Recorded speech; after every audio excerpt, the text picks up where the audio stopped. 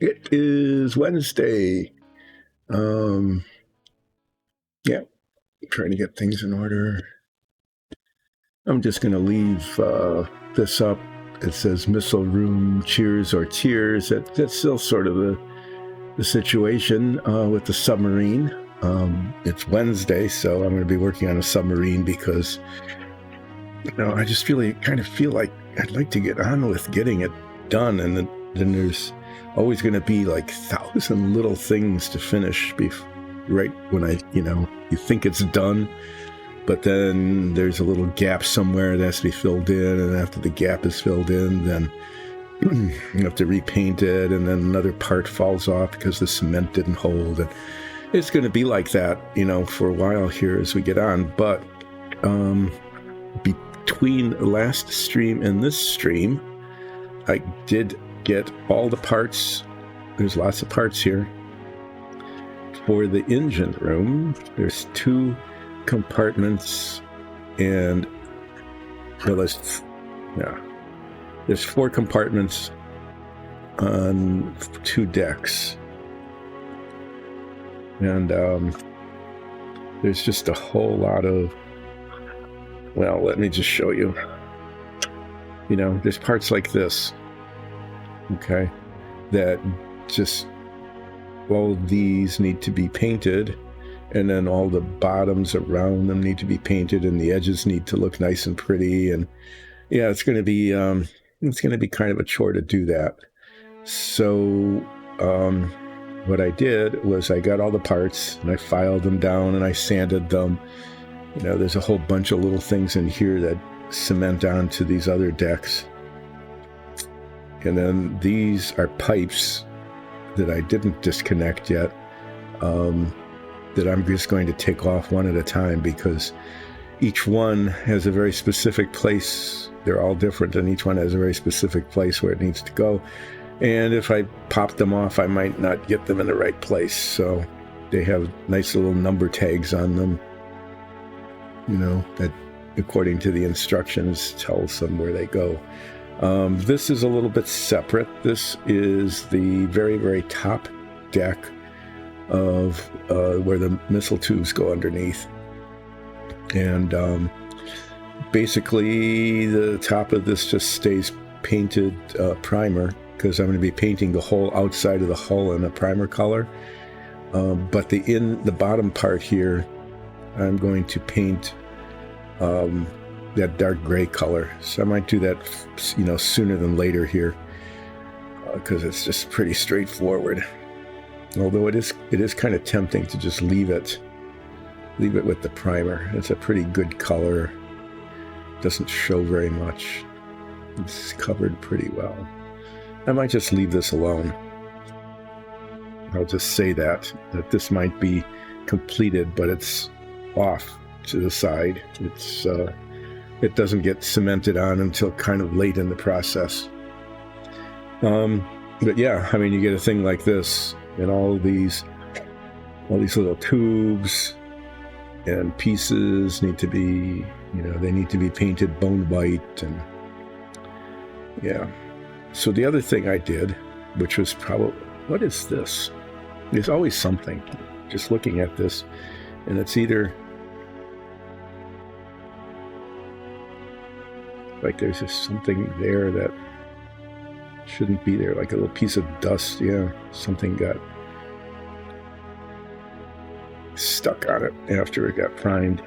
Is the bottoms of these decks show, so I actually filled in the holes. You can't really see them, but these were molded, and so the bottoms of these were actually showing. The holes were actually showing, so you can kind of see, where they were. So I filled those in and sanded them and primed them, and they'll look better that way. Bunch on this side too. There's other, the bottoms of these decks, like the tabs fit in here and get cemented in.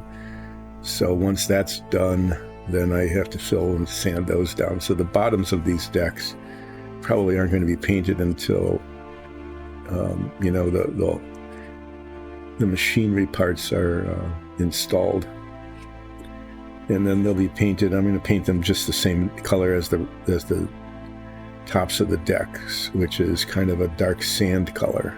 The only time I've used this before, that color, is in the sail, or the, you know, the conning tower, you might call it, but this is the sail where the periscopes sit. And then there's these parts here that all need to be painted, and the challenge is that there really isn't any.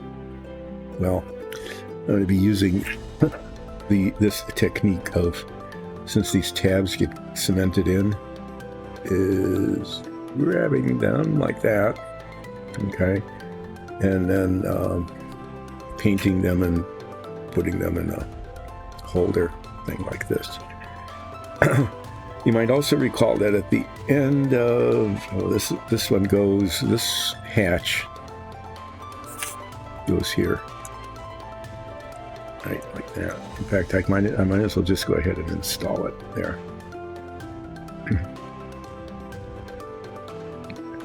That's where the one that fires supposedly goes. As I was working on the missile room, and you might remember that in the last stream I had made progress. I'd installed the whole missile room, but the missile tubes got bounced around, and in a lot of ways were just very well, they were out of place. And I was able to lasso them with a piece of string and pull them forward. What I really probably should finish that. You know, I should take off the tape. Maybe I'll do that at least. I'll take off the tape where I had put some contact cement to try to hold things together better so that the fit and finish looked better. That tape's been sitting there for a week, so it's probably messed up the paint underneath it. I'll find out. I'm not sure I'm going to work on that very much today. I'll just say that I already spilled the wash water. Okay, I already spilled some of this. I almost knocked the microphone over. Yeah, it's just been the kind of, it's been started off being that kind of day where, you know, things could go poorly.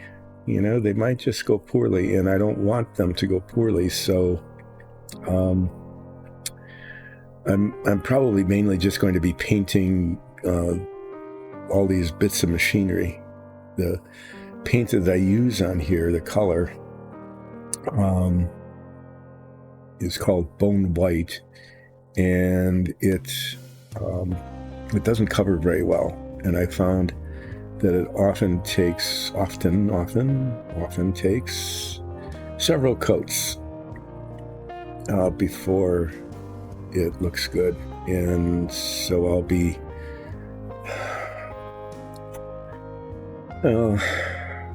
painting them with one coat and then looking at how it looks and then painting them with another coat. And then these parts hopefully will look okay. This is an escape hatch. It's got a little ladder in it. Okay, so that needs some work later. But if, you know, once I get these coated, then I'm going to put the pipes in.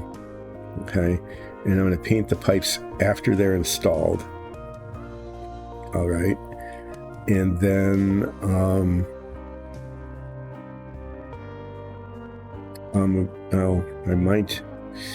going to paint the floor before I install the pipes, because some of them go like across here, and if I put them in, I won't be able to reach in with the little brush.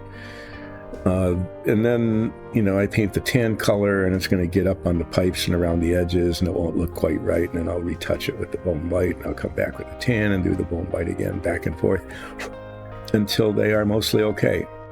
Some of these decks, like this one, you know, it's just got two little protuberances on it. So, you know, they're circular. They're going to be a pain too, but we'll eventually get done. Yeah, so I'll paint this. We'll get the floors done. We'll cement these things in. Once those are cemented in, I'll fill the deck bottom, let that dry, sand it down, paint the bottom of the deck, put the pipes in, paint the pipes after they're installed. And then this deck goes together. I mean, it just sort of slides together. So the main challenge is just getting things painted. There's some detail on some of these. You know, it's kind of cool. Like, I don't know if you can see this, but this one has, if it focuses, there's all sorts of little dials on it and buttons. So I'll be getting out the teeny little brushes and this one has some nice dials on it. So the teeny brushes and the fine point felt tip pens, and painting that detail in after the overcoat is dry. Yeah. So the other thing today is, besides painting a whole lot of stuff bone white. Oh, by the way, here's the instructions. So you can see all these little parts and stuff. These all kind of fit together and then slide in behind the reactor room. So there's just a lot of fiddly stuff on these decks. Nothing hugely challenging. I mean, it's not like the parts themselves aren't hugely challenging. It's just cementing them in and getting the pipes in the right places. But the painting is kind of tedious, you know, doing the multiple coats and then trying to do the detail and then getting them to fit again and that kind of thing. So it looks like it should just go really fast, and it should, but the holdup is going to be the multiple coating and the trying to get the lines, you know, looking nice around all of these little bits of machinery. The line between the floor paint color and the machinery paint color. The other, you know, this is a big deal. This is like a Christmas gift. I am going to get a new paint surface, and I'm going to do that magically by turning this piece of cardboard over.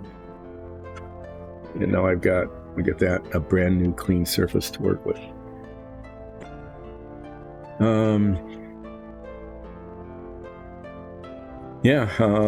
So probably get going on this pretty quickly. There's this tiny little ladder here that gets to be painted dark silver. I'm going to paint that later probably, but I don't want to lose it. I'm going to put it in this cup for the moment. And actually, what I'm going to do next is I'm going to be off screen for just a moment, and I'm going to show you the submarine.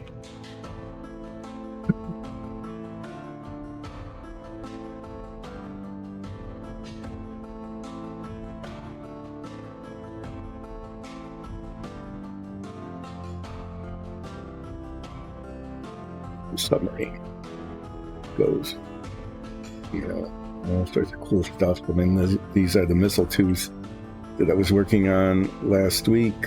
This is where the reactor goes, and this is the tape that I need to take off.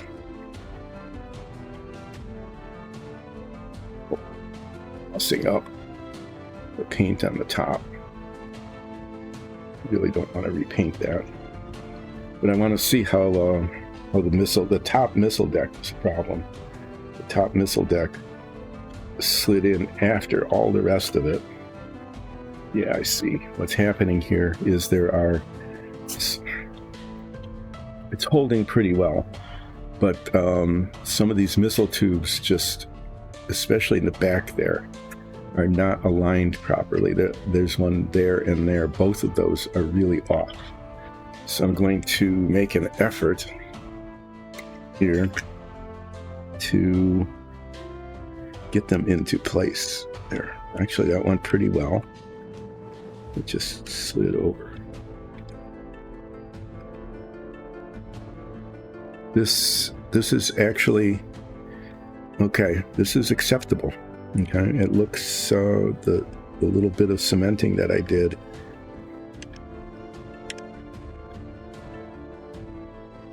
The only issue I have is that the bottom of this one is off, and there's no really good way.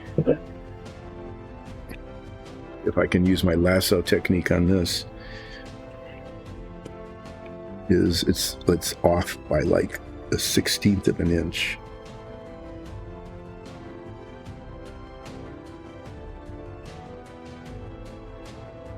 And what I've done with the ones in the back is I was able to get this string kind of around it.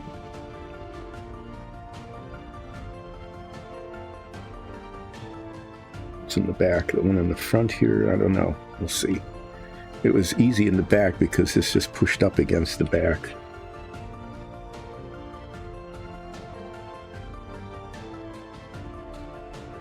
I have to be careful because I don't want to scratch the paint. Okay.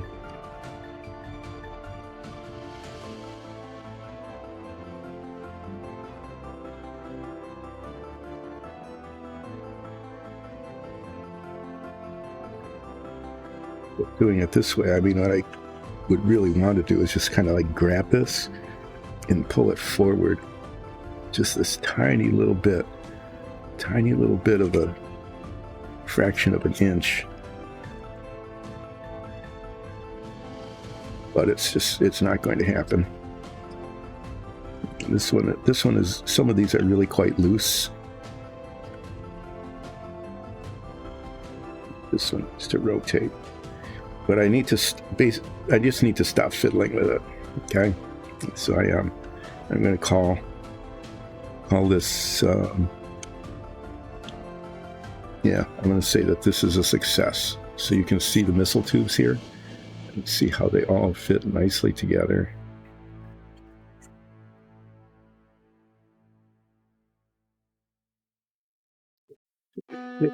It's ever so slightly, because it's just see what's happening there.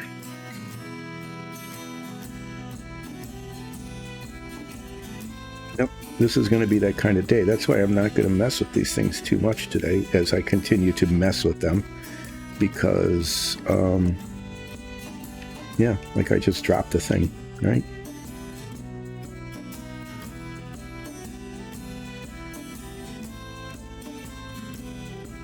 Yeah, so this one needs to rotate that way a little bit. That one needs to rotate that way a little bit. Do that without messing up the paint, and it's just not going to work.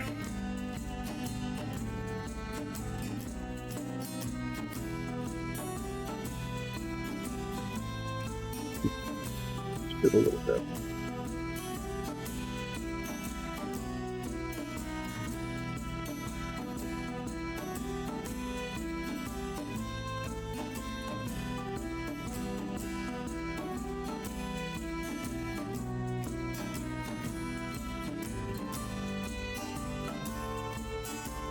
Yeah, I'm going to have to touch that up. It's really a shame that these things don't fit perfectly like that. But, you know, you can see that they're off a little bit, just enough to be annoying to me.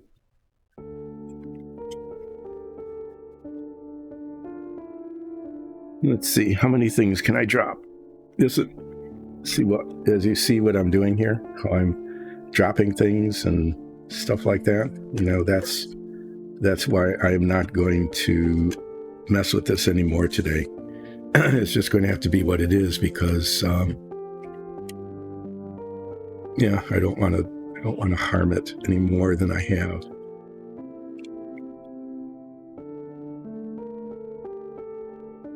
It's just really annoying that these last two tubes over here are just rotated, but they're stuck in there and they're not. I can't grab them. There's nothing I can grab them with without marring the paint. Like I need to do a tiny dot of yellow paint on there. The reactor goes here. I've got those pieces pretty well set, but it's another one of those things where I might cause more of a problem than not. This, by the way, is the color that all the machinery gets painted. Okay, so you'll be seeing a lot of that. As I say that, it's like I really would like to work on the reactor today. I would really like to get that going, but no, dare I? Let me Let me see what I've got there.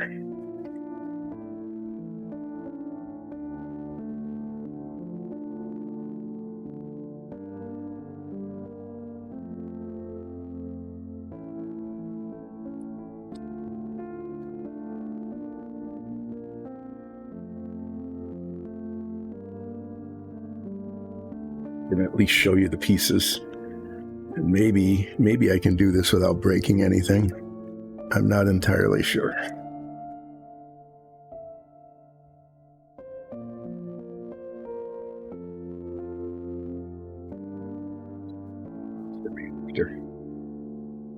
The reactor goes right here. Just slides right in there like that. And I might need to put a little bit of cement on that. I don't know if it's going to move around very much. Not sure how much I want to play with it. And there's two more pieces. There's this one and this one. Let me this one's kind of a pain. This has to go through this hole here.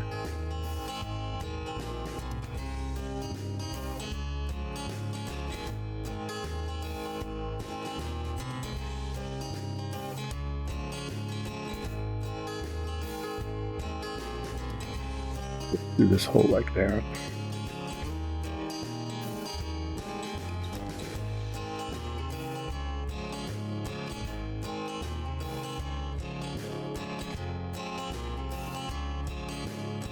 And then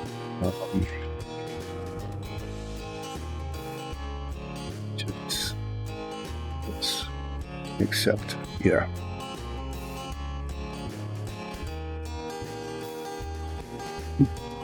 This is the kind of day.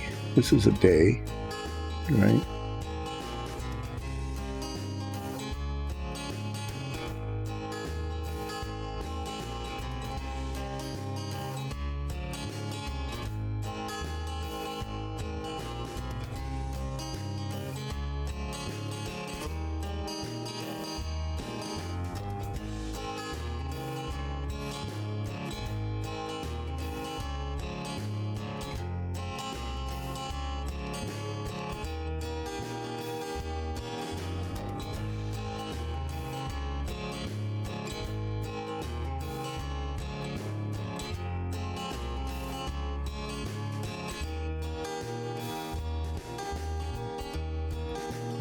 There.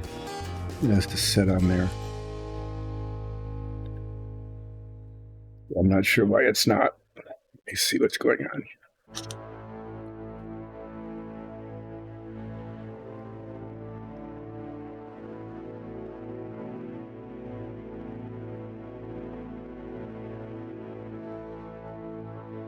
I can.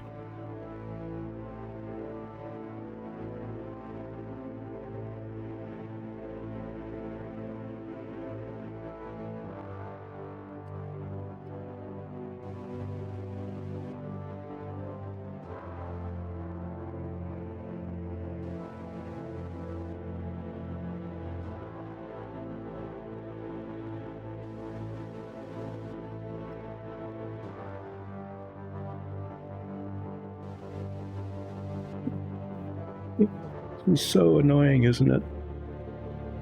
It looks like it's like this should be the simplest thing in the world, and sometimes the simplest things in the world just do not work. There, that part, there we go. I'm not even going to cement that, okay? It's going to stay in place by itself unless something serious happens. No, this is supposed to slide in here like this, to the top of that. Okay, so unless something really major happens, I mean, I have to get a little touch, tiniest little touch of yellow paint to fix that. These don't look perfect. They're kind of, they moved around a little bit. They're not setting in their spots very well, especially these guys are crooked here, but I can't grab them. There's nothing I can do to grab them to fix it without scratching the paint, and this was not easy getting that yellow paint on, I'll tell you that.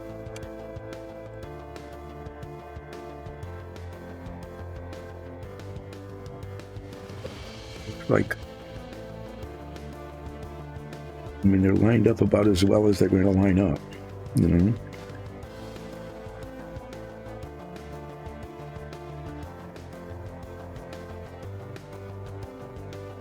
But the reactor's in place, and I think the reactor room is pretty cool looking. Okay, and this part's aren't cemented in place, and I'm not cementing any of this stuff in here, really. I mean, if we wanted to, I could take it all out. But that's done. Okay, and then there's another piece. Yeah, this goes here, like this, and I can just put it in here now, so why not, right?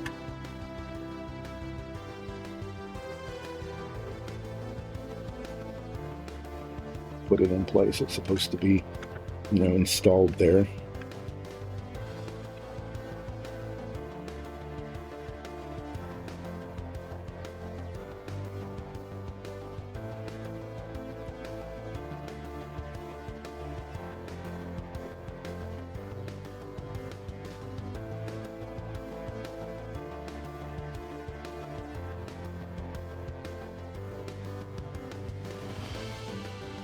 Too much paint around the edge.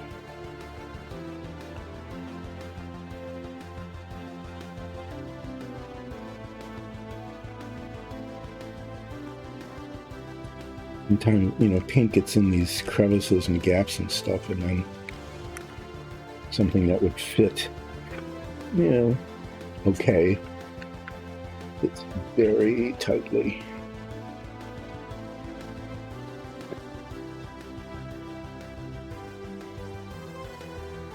It's there.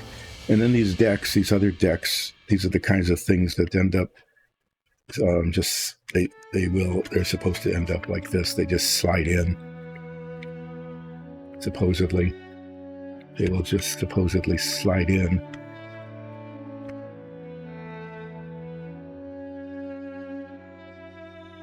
Great. And they stay in rooms like that. And that's how all this stuff fits together, these different decks. And then this underneath here, this whole bottom part gets painted this dark gray color.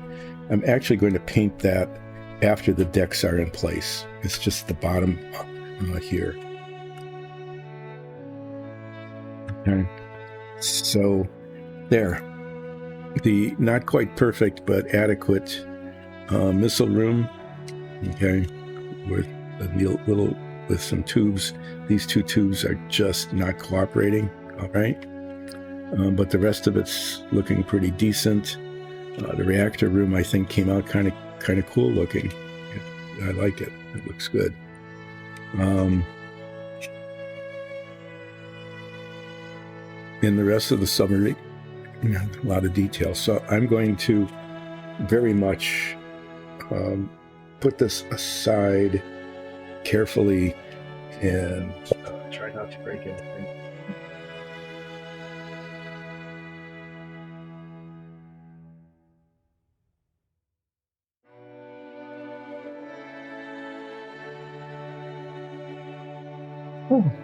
There, that was something. I did something.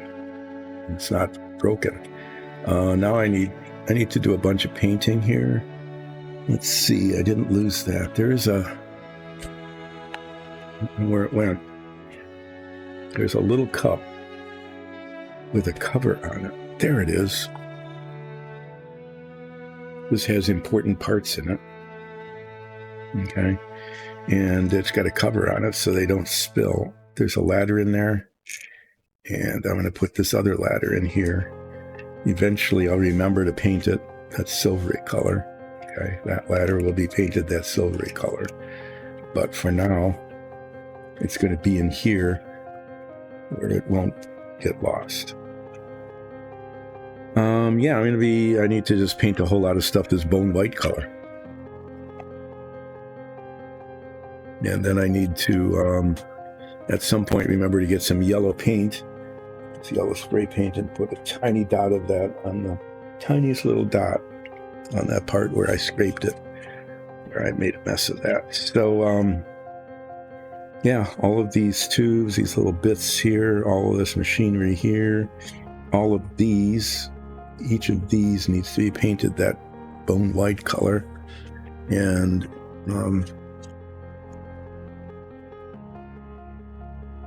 guess, unless I spill it, well, I shouldn't say any. It's like, don't push it, okay? I was about to say something dumb about how badly could I mess this up. I'm not going to, because there is actually, a fair potential. I have a fairly high potential of messing things up, so.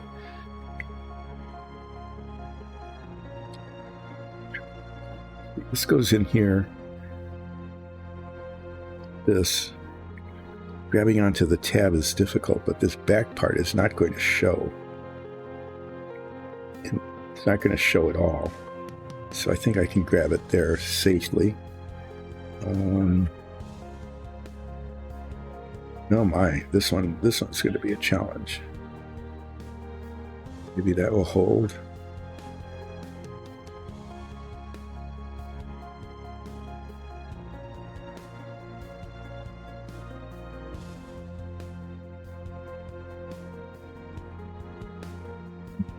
I'm going to grab this in the back too. This back part doesn't show. Okay, this escape hatch. I'm going to paint the back of it and then flip it over and paint the front of it. The only other way I could do it is try to grab it like this, but that's going to pop off, and if this goes flying, that will not be good. Okay, so I've got, yeah, there's that. And then this guy, this deck, this is painted green. Okay, and then there's just a bit of machinery on here, and I'm not sure what those are supposed to be. I think I'll paint those like dark gray or black or something. And then this side of it is painted the dark gray color.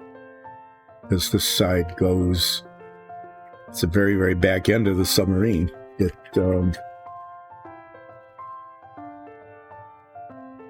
goes just, everything behind it is this.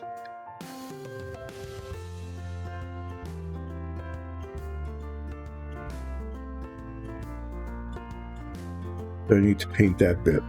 Just remember to paint that bit there.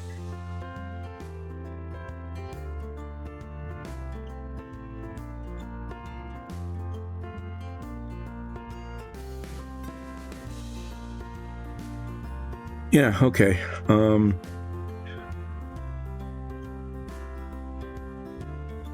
think I'm going to put one coat on these guys, even though I know I'm going to be sanding them and filing them later. Just to get it started. There is a bit here I can file. Oh.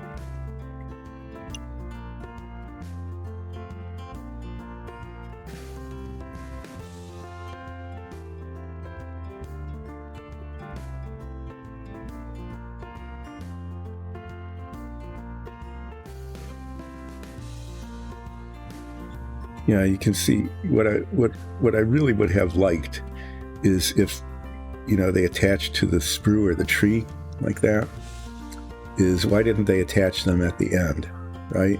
Or you could just cut it off and then file it down. No, they're attached in the center of the pipe, where they have to be cut off carefully because there's almost as much attaching the pipe as the diameter of the pipe itself. Those have to be cut off carefully and then filed down. But like I said, I'm not going to do that now because they're all different and they're numbered, and the numbers tell me where they go on these things, and that's an important thing to know. This propeller needs to be repaired at some point. I'm going to put it here. I don't want to take it off because that risks damaging it yet even more. Yeah, let's see what we got here. Yep, there we go. Yeah, I can start putting paint down, I guess. Let me get my coffee.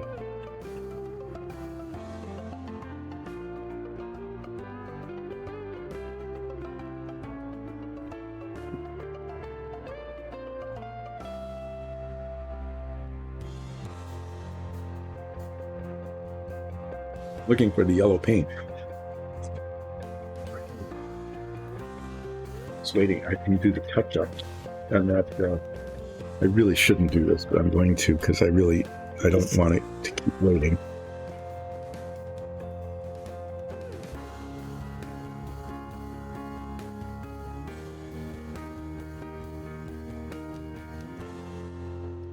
Get a little bit of this paint.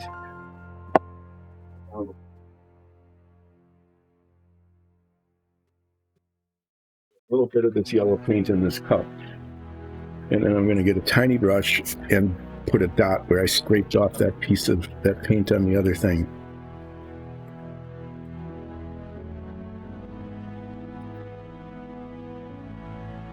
There.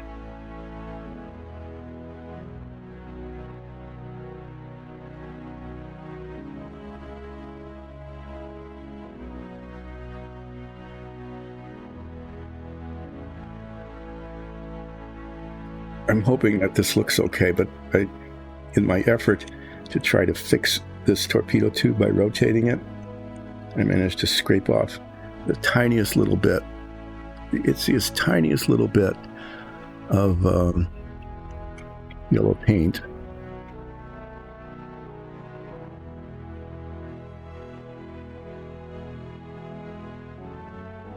Make it yellow again.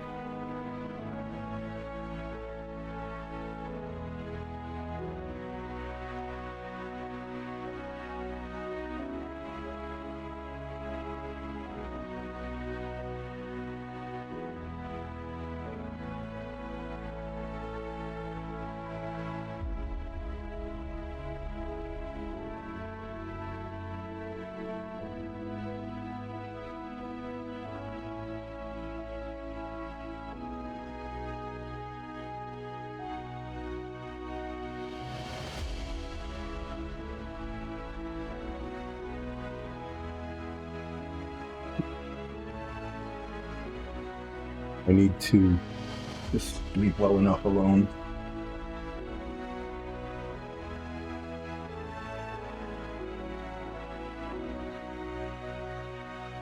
This can just be thrown away. Spending a lot of time just walking around.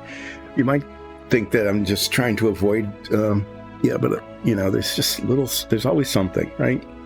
There's always something that needs attention, that needs to be done, that calls one away from the work surface.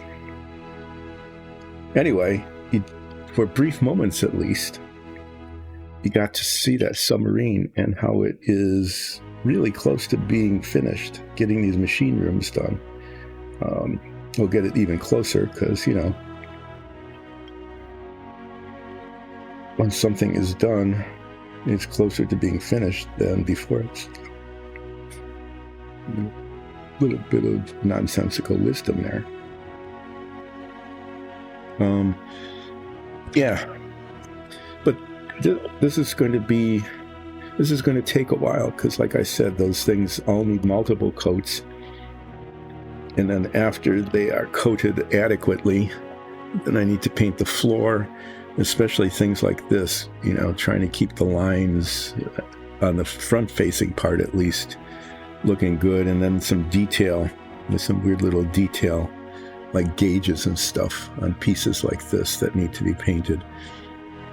The assembly should be, I can't say it's going to be easy because there's always something comes up in the assembly part.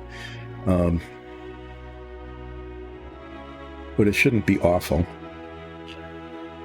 just a bunch of things need to be cemented in. Then the tedious stuff, you know, you cement them in and put it in and fill the bottom, wait for it to dry, sand it down, paint the bottom. You know, that's why it takes a while to get this stuff done. It takes even longer when I talk about it and don't do it. So I'm going to stop that, and I'm going to start stirring up the paint here. I wonder if the music is playing. I haven't checked that.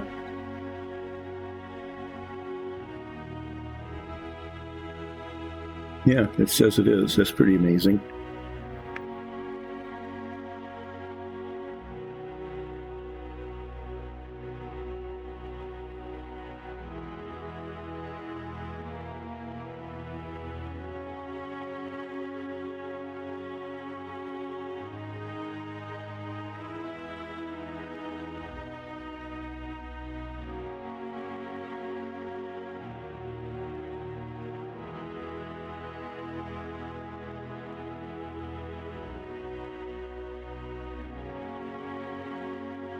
I want this to be mixed up really well. I'm going to get up, and I have to get, there's one more thing I want to get. It has to do with painting the escape hatch.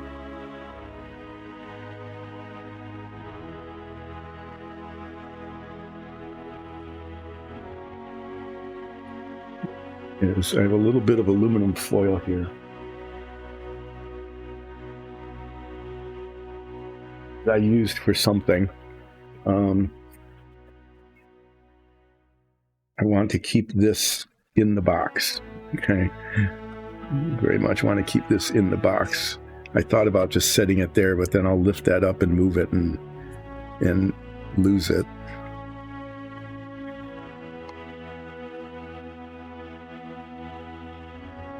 I'm going to paint these guys first. Get them set in the holder thing.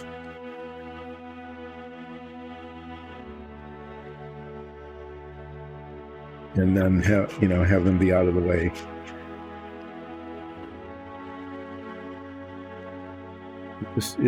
And just keep moving things, and every time I move something, it raises the possibility of knocking it over. What have I used? I haven't used up quite an hour yet already. I'm really surprised. It felt like I was almost halfway done.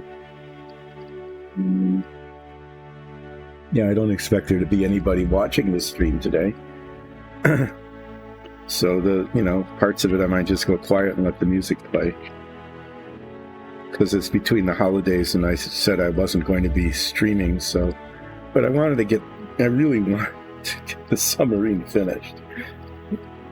Which is really, it's getting to the point where this needs to be done.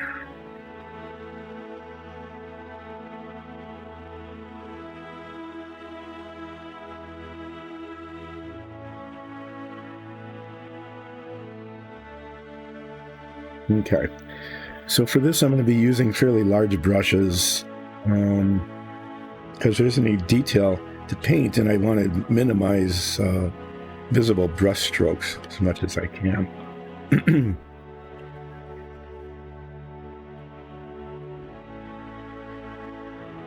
Squeezed out way too much paint there. I'm going to try. I'd like to use this brush, but I don't think I can get into all the nooks and crannies with it. Use this.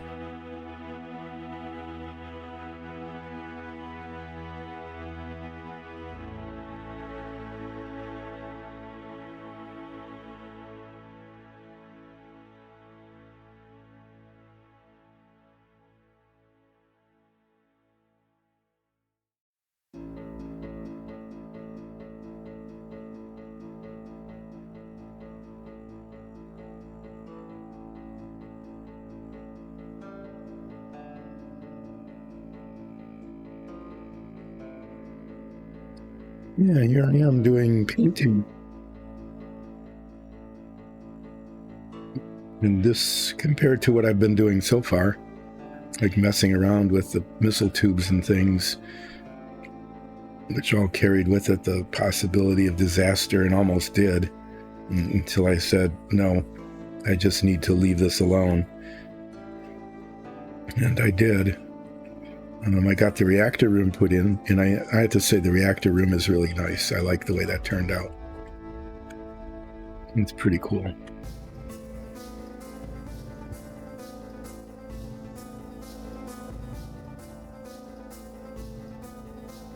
This is interesting. The way this is molded is that most of the other parts, regardless of the orientation, and in some cases, places that were totally impossible to see, okay? You could not see them at all because they were behind a bulkhead.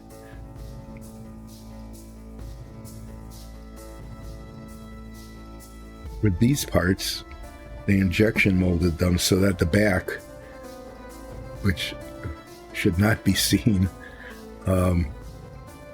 it's not even there. So, but you can see that this, this cover's kind of okay, but it definitely needs a second coat. So that it will get second coated later. This goes in this orientation.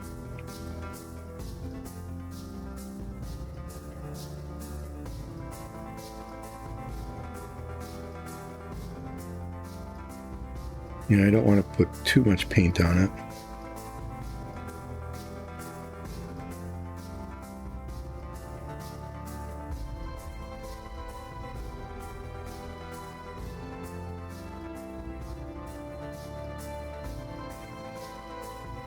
This dries pretty quickly, so I may be able to second coat a lot of these things yet even today. I'm not sure how long the stream is going to go. I might not go all the way, and it depends. I'll just say it depends. It depends on how this paint goes. If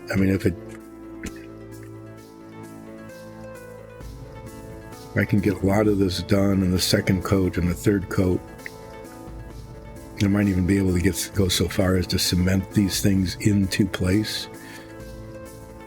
That would be kind of a good thing to do. No, I can't do that. I have to paint the floor first. So,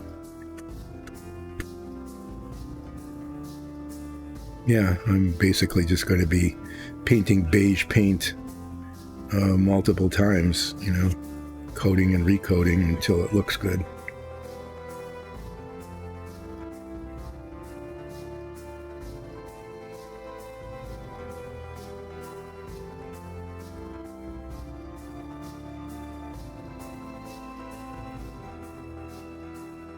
I do have a thing to ramble on about. I was told when I heard this story, this was over Christmas Eve dinner. I think it came from the internet, so it's probably not true. But it's kind of funny anyway. And it's something to ramble on about. So maybe I will. Maybe I'll, since nobody's watching this stream anyway. And if it gets posted on YouTube, somebody might tune in. You never know. Tune in. That tells you something, doesn't it? Tune in back. So yeah, back in the day, you actually had to tune in your television. It wasn't enough just to turn the dial, and that tells you too that there were dials that needed to be turned to get to the right channel. Okay, so that's where some of those phrases came from, is to tune in and turn the dial, is that you turn the dial to the station, but it doesn't mean that your reception was any good. And it was reception because it was not cabled or streamed, right? It was broadcast. That's where that came from. Over the air from a tower. Electromagnetic waves was flying through the air.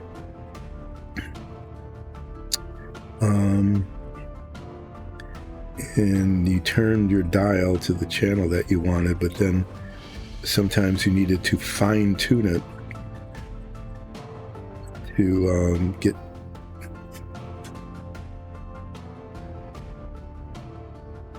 get the picture quality so that it was tolerable. You know, and that was the thing, getting the picture quality tolerable.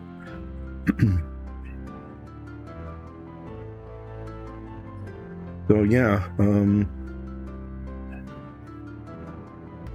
so maybe I'll tell this story. I wonder what's going on up there. The dogs are having a bark. They're getting into a bark thing going on.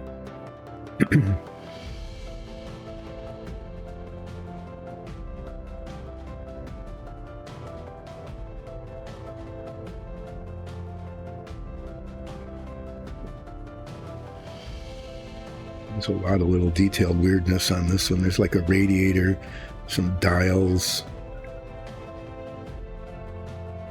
I'm really surprised that what I'm really surprised about is that this molded okay. This is the kind of part that generally didn't get enough plastic in the mold.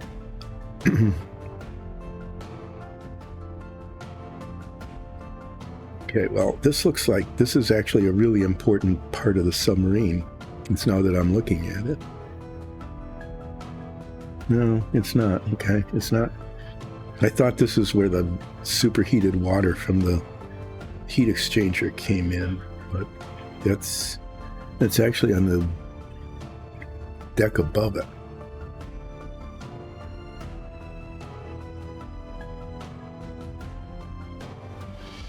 So this one will take a little bit of painting because there's just little nooks and crannies that can be missed, or the paint doesn't go on evenly.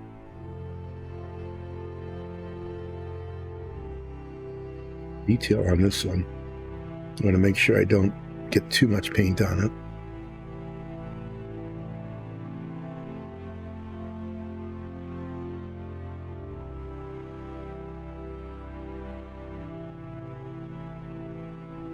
Yeah, when there's a lot of detail like this and you can't just brush across, then the paint gets kind of scabby looking. So this might take several thin coats before it's ready.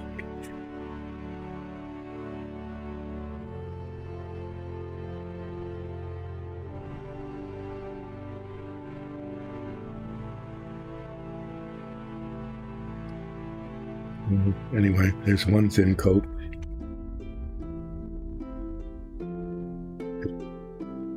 This is a big O-ring piece of stuff. I think I'm going to use the really large brush on this.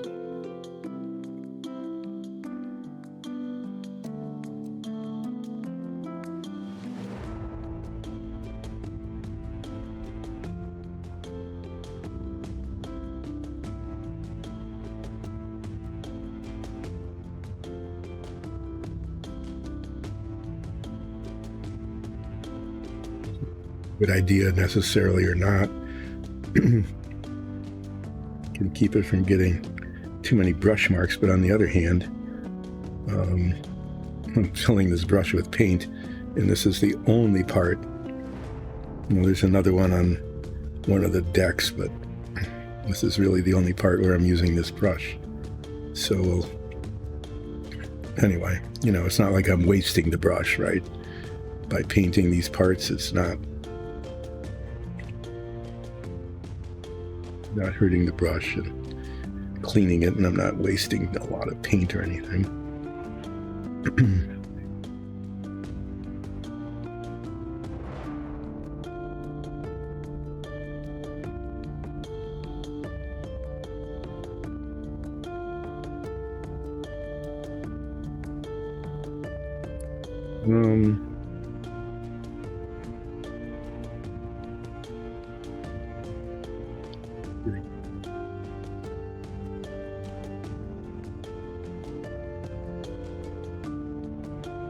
Right. My paintbrush is now painted.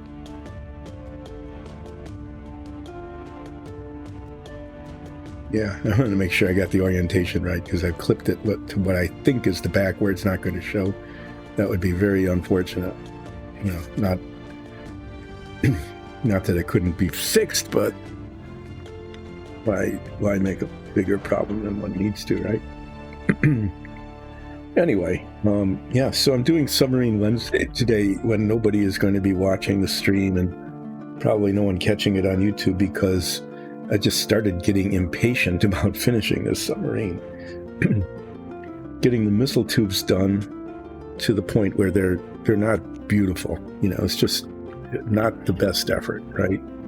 But installing it was really hard.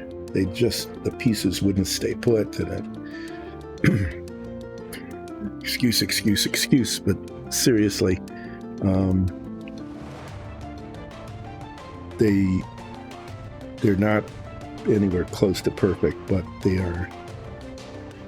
it's done. It's adequate. They look okay. They're yellow. They're more or less vertical. Right? You saw them. They're not awful.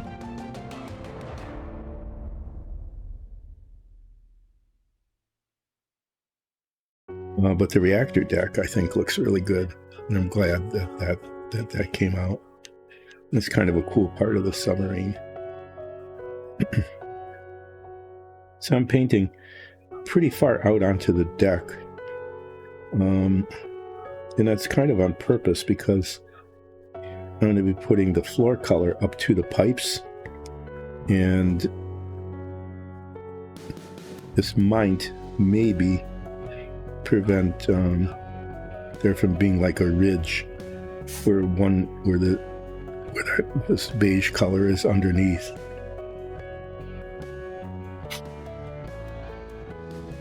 And if there's a ridge, it makes it really hard to get up to the edge of the pipe and to paint that well. So, so I did that kind of purposely. I'll be doing that on the other pipes on the other pieces also. And then the same thing kind of on the base of these bits of equipment.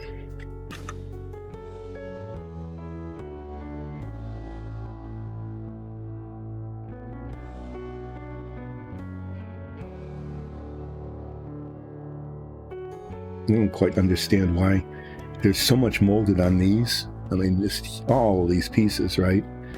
So why didn't they do the same thing on these two decks? As opposed to having pieces that are cemented on.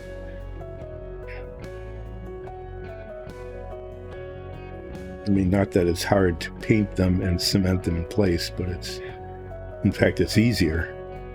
Because I can just paint the deck, right, and then cement them on top of it. Unlike here, where I need to paint up to all of these pieces of equipment and have nice, clean, smooth edges. But it's just wondering why. I mean, why not? Why not do the same thing on the other two decks? Maybe they were designed by different teams. That could happen, right? It's like Team A, you do the two top decks. Team B, you do the two bottom decks. This is what they need to look like when they're done. And one says, well, let's just mold everything right onto the pieces. And the other one said, let's mold all the pieces separately and then cement them in later.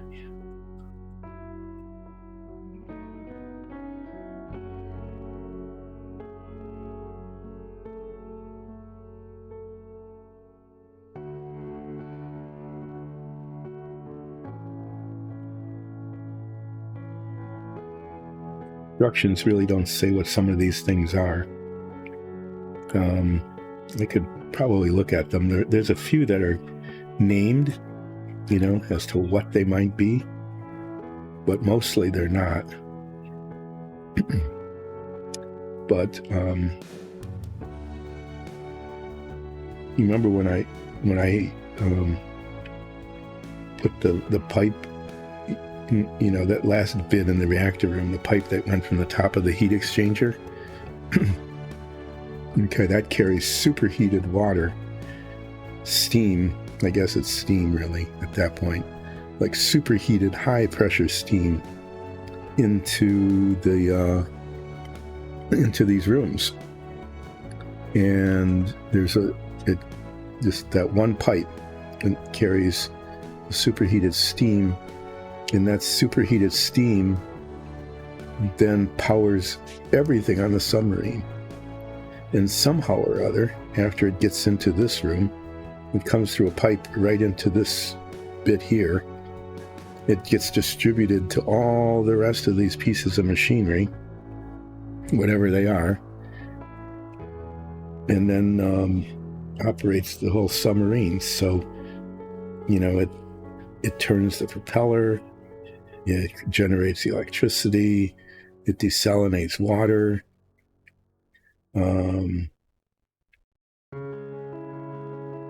turns on the lights. That's part of the electricity bit, right? Creates compressed air, which is used to launch the missiles and the torpedoes. So that one pipe carrying superheated steam powers the entire submarine by means of whatever these things are in the 4 compartments on 2 decks. I mean, all of this machinery stuff, okay, is powered by that superheated steam. That's all there is, either directly or through electricity that's generated.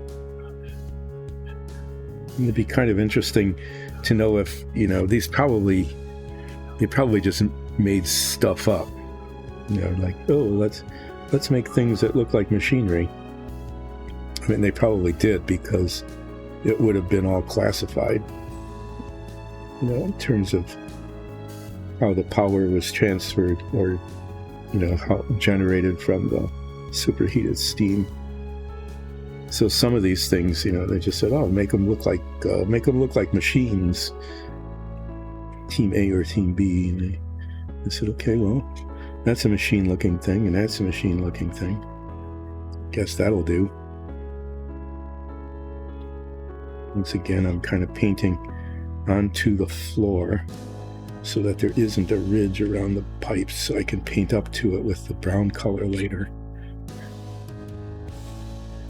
Yeah, this is going to be, you know, tiny little brush, just getting up to the edges, trying to get the edges smooth. Hopefully not having to come back and do too much touch-up multiple times. I don't want to be doing multiple time touch-ups particularly.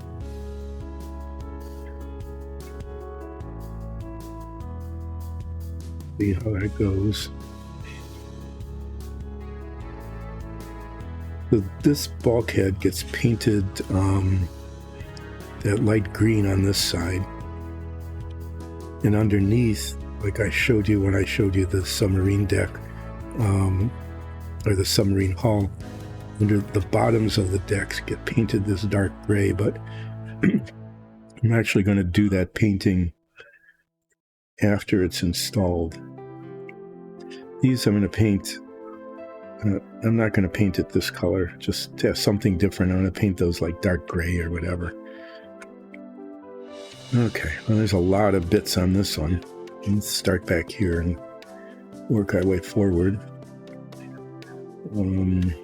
Yeah, this will probably take me like a month of Sundays, as they say. Somebody said that once. It's a saying, so somebody must have said it. But I can just, painting the floor on this is going to be time consuming. I hope that brownish cork brown color levels nicely, because I'm going to be dabbing it on here with a little brush, kind of one dot at a time along the base of these machinery things. And sometimes that leaves nasty brush marks. There aren't, other than like here, there aren't any places where I can just sweep along with a wide bristled brush, you know. It's all going to be tiny little bits of paint.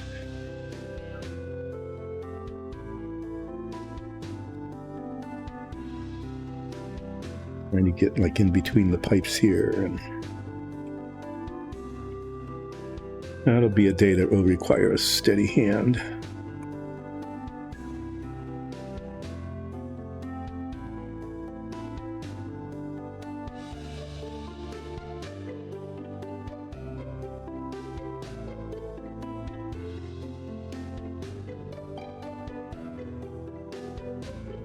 Well, this is where the superheated steam comes in, right here, right into this bit. And then you can see it gets distributed by whatever this is. This is the distributor of superheated steam. It's kind of cool. They show all the piping, and then it goes to all this stuff.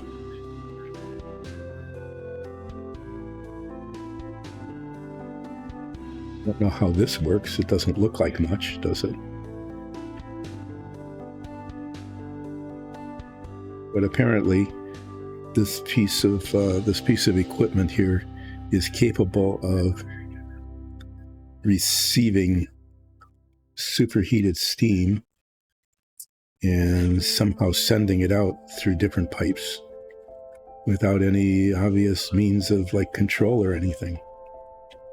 There's no detail on this stuff. Whoever designed this deck, okay, you can really tell that whoever designed this deck said, well, we'll just put blocks of plastic in that kind of look like machinery, as opposed to the people who designed the decks with these other bits that cement in.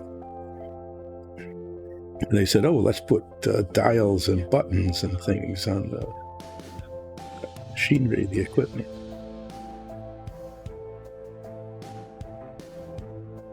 Let's not have any detail at all and just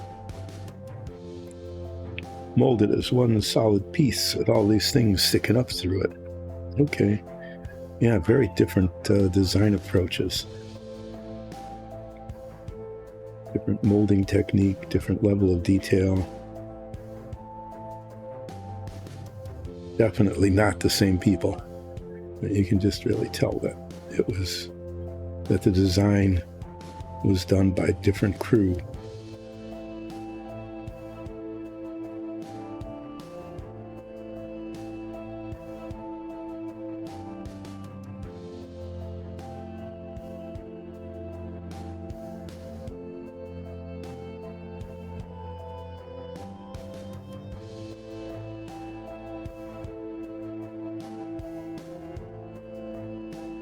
Well, they did put kind of rivets along the top of this, so someone said, oh, this big tank-like thing probably should have some rivets on the top.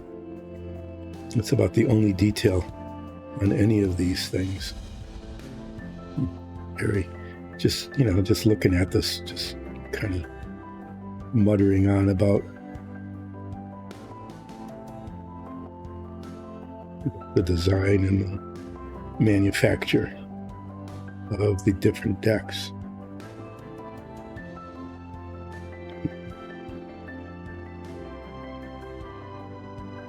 So the two that had the machinery parts molded right into them are the top decks, and then the bottom decks had more detail. Really, I don't know. Really interesting kind of design choices are going on there. These bigger pieces, these will require like 3 coats to really cover. And it's not surprising when I've done these in the past, pieces of machinery elsewhere, like in the missile room or even up in the control room, the tubes that hold the periscopes and things are this color. They all took 3 coats, really.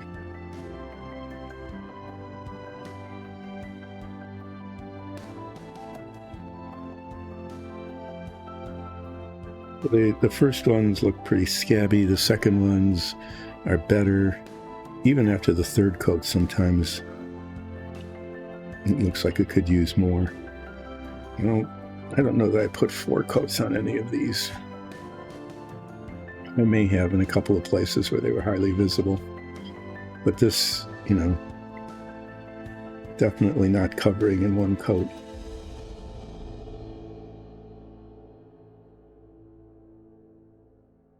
But there's a base coat on there. Now I'm going to do the cape hatch thing.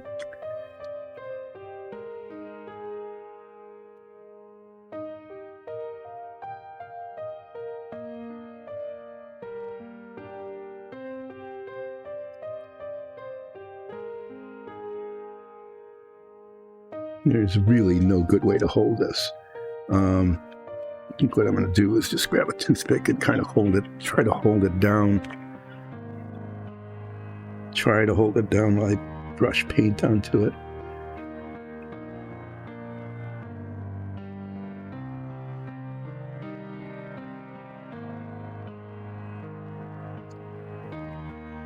Yeah.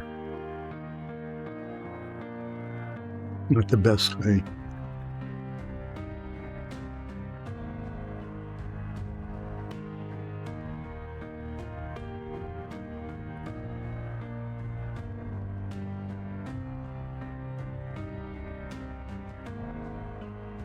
Going to be hard to get this looking good when it's making a mess like this. I'm just going to grab it.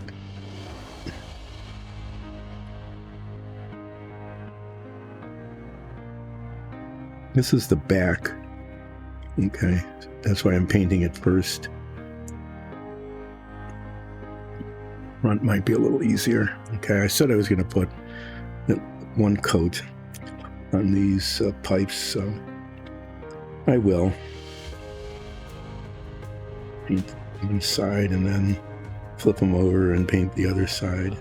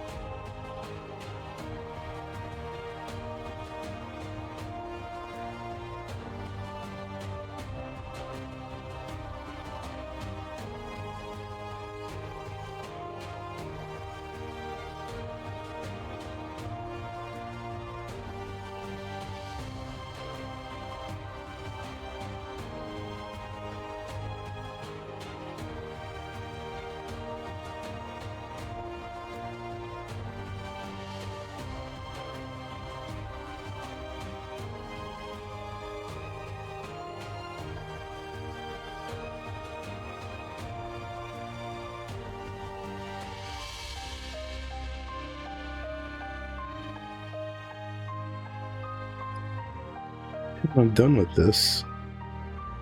The first things I painted actually should be dry. Yeah, so why not? Let's just keep it rolling on, right? Set this over there, so there's that. So I'll pull this back. And let's see, yeah. It's dry enough for a second coat. So I still have paint here. Let's use it.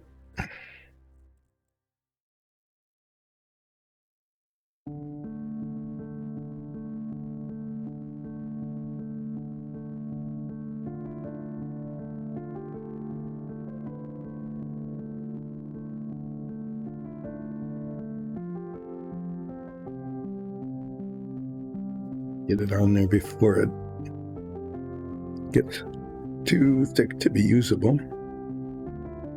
And you can see, the second coat at this point isn't perfect, but it does look better than just one coat.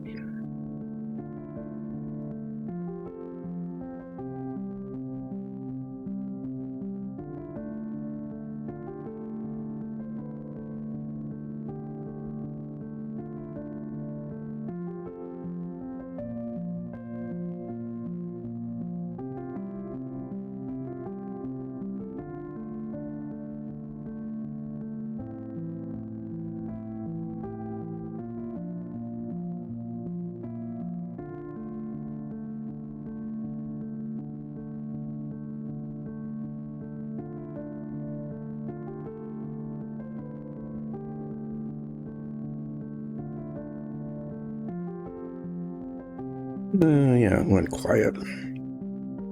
Since I'm just doing relaxing painting and there's no one in chat because no one's really watching the stream today, one wouldn't expect that.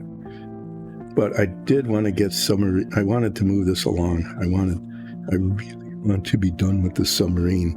And it's still a lot of, it doesn't look like it. It looks like it's almost finished, but there's just a lot of stuff that needs to be done.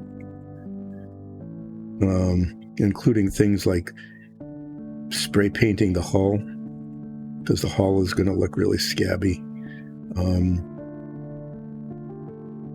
Detail, just touching up the parts of the submarine where the cutaway shows. You don't really think of that too much until you look at it and say, those need to be either a uniform color or all the paint has to be scraped off and just the plastic shows. And that actually has turned out to be kind of a challenge. They're tiny little edges, and you would think painting an edge with paint would be simple, but I have this tendency to get the paint onto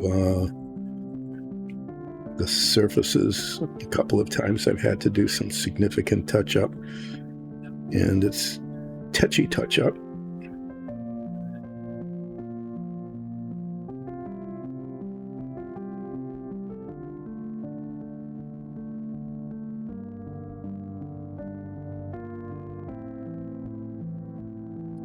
It's really close to being done with 2 coats, but I'll see how it looks when it dries.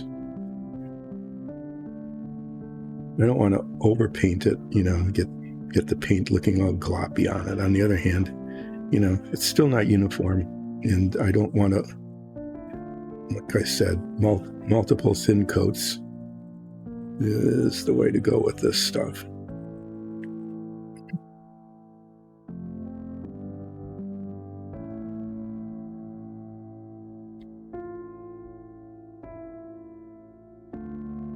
Especially when there's detail on there, like these dials and little radiators and whatever.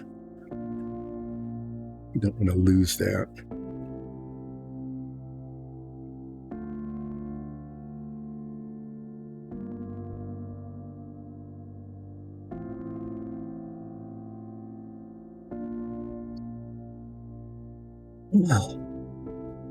That's a sigh. So what sighing does when you're older is, it makes it sound like you're just going, huh, right? Or no particular reason, but I believe that it actually helps like expel excess carbon dioxide. So not sighing for like an emotional reason. I'm sighing to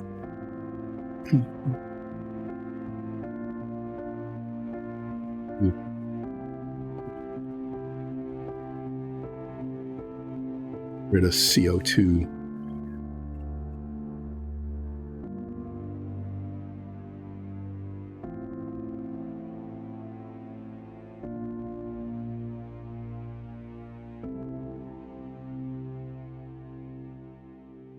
Yeah, that paint is starting to set up.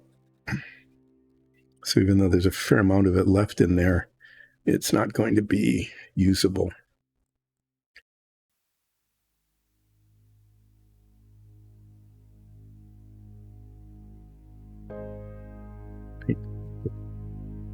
going to paint something. Let's paint the front, right? And I can paint the back later.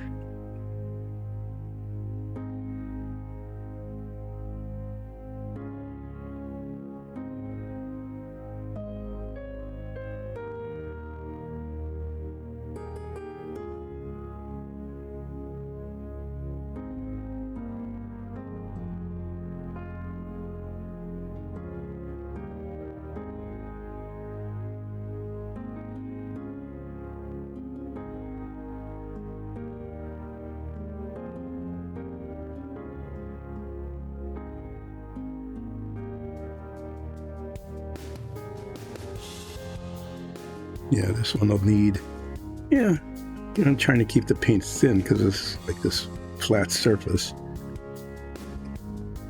That'll need another coat.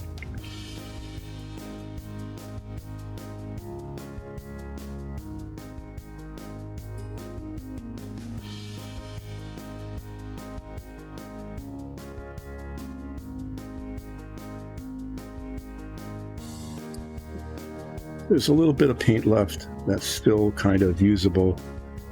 I'm going to just paint a couple of these little bits, these little roundy bits. Can't really mess those up too much. And then wash the brush and get some more paint out.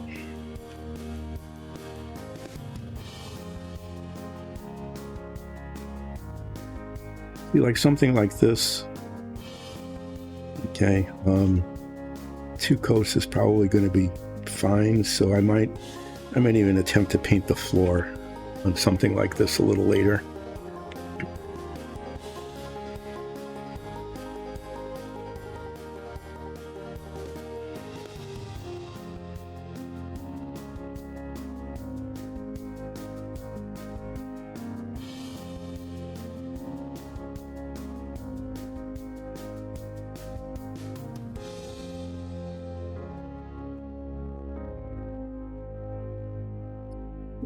Right here, I'll be taking a break. Probably in about 20 minutes, half an hour. Once this paint is used up, then I can maybe get out a different color like the dark gray and paint that just to do it. I think there's enough here to get this done.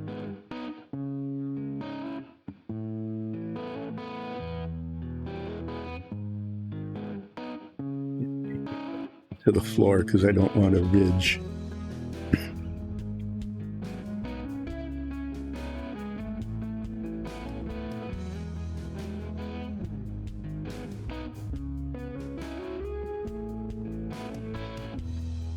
This will be it for this.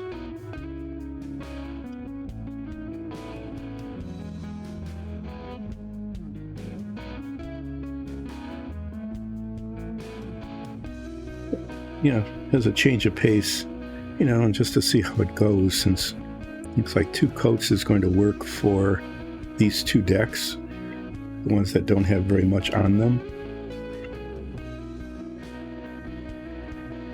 I might get the cork brown out and just give it a go. The little detail here, and then I can get the big brush and do the rest of the deck.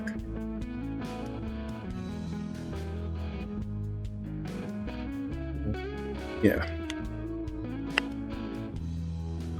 I think that's pretty much that for this paint. Maybe I give this a go. Should I try this? Yeah, I want to grab onto it here. Again, this is just the back of it, so it doesn't really show very much. It needs to be painted this color.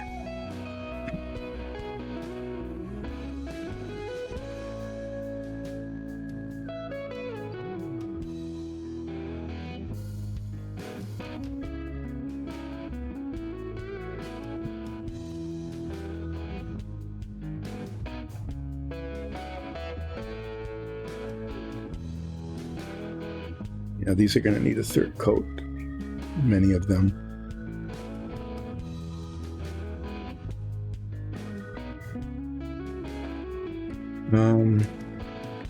Yeah, let me let that set just for a bit.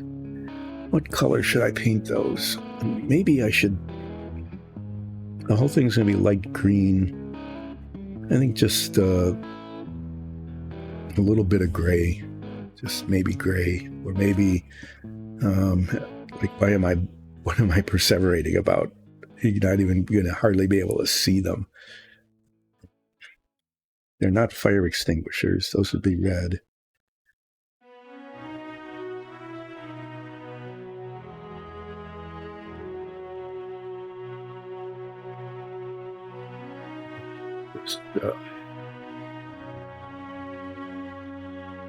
Yeah, gray.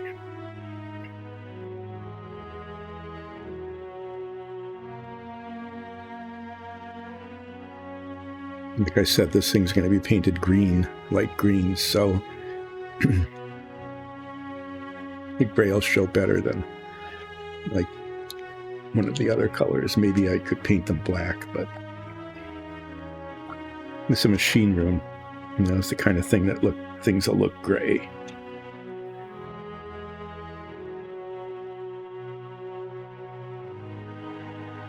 You know, and then that's that. They're gray now. Pretty much the same color as the primer.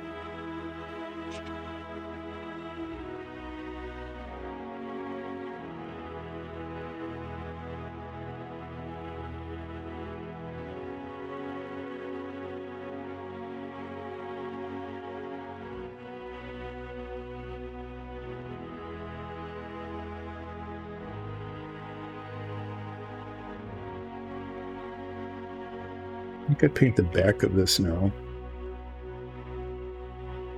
Is anything else getting painted dark gray?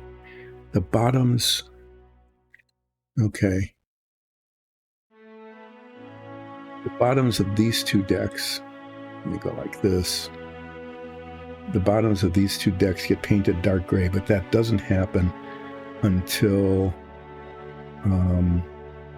all the machinery is put into place. Right? The bottoms of these decks are going to be painted the cork brown.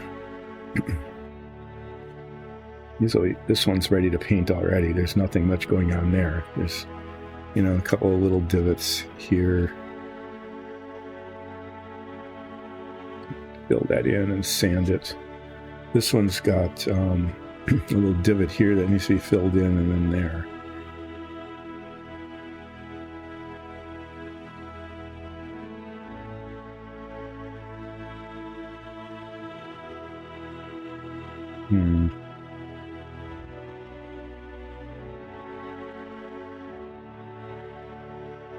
That needs another coat. Okay, I'm going to squeeze out more of this paint, I guess, and second coat these parts. I mean, they have to be done.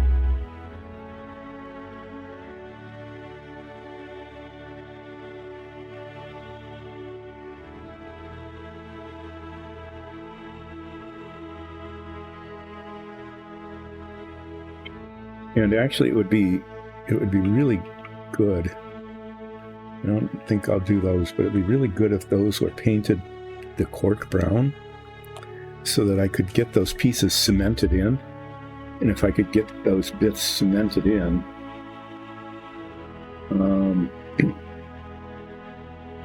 then I could fill in the bottoms, sand it off, paint those, and those two decks actually might be done fairly quickly. Except for all the detail on the machinery. Yeah, that'll have to wait. I'm just muttering to myself, but like this has dials and switches and stuff on it, and those all need to be painted before they're cemented in. So I'm just going to be, I want to work at not being impatient. You know, it's taken long enough, taken forever to get to this point. So it's a little bit forever more.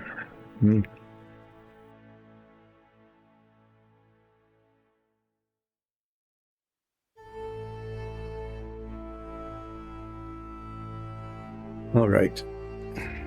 This stuff dries quickly, so by the time I'm done second coating these, I probably can put a third coat on the rest of it.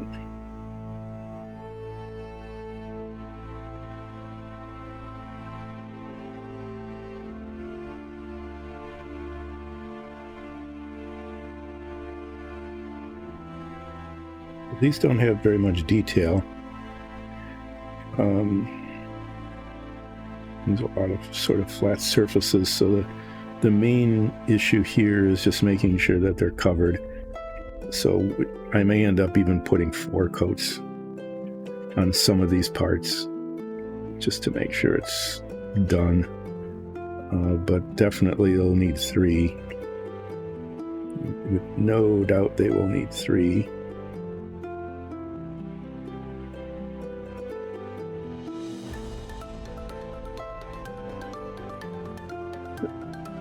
Coating of paint. It just, makes sense to just keep painting them, right? Just keep throwing on the paint until it looks like it's done being painted.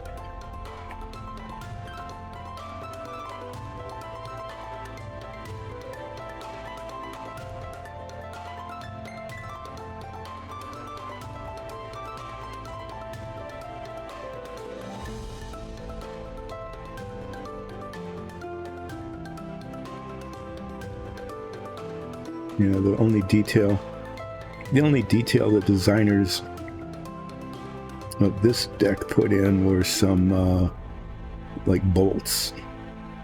What's that? This big thing go.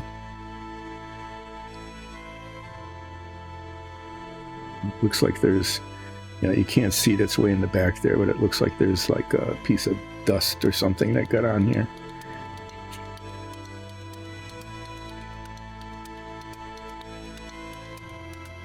No, it's actually molded in, okay? If it wants to be there, it'll be there.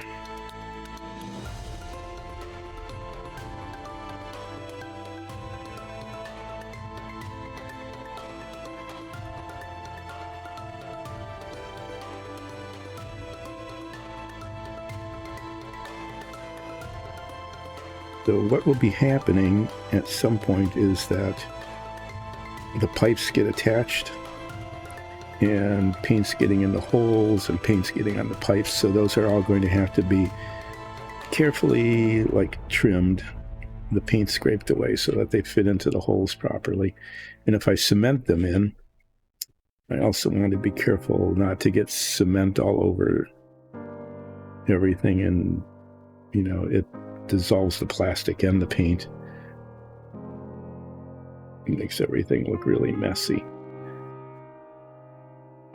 But that's why I'm going to put the final coats of paint on the pipes after they're installed, to cover up any flaws that I end up creating through the cementing process, and also just so that the connection looks solid. Okay, so the paint will fill in little gaps that would otherwise make it look not very good.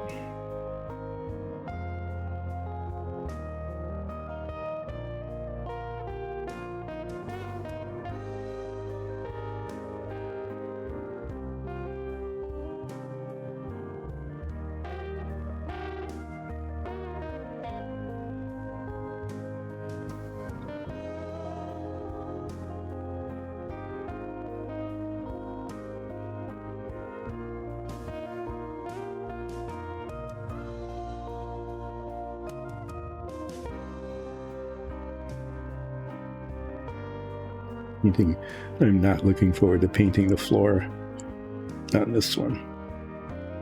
All of these contact points. So many contact points that need to have sharp edges. Not just sharp edges, but sharp edges at the right height. So it doesn't look like the floor is climbing up onto the machinery, or the machinery is oozing into the floor in either direction. It's going to be a little bit of a challenge.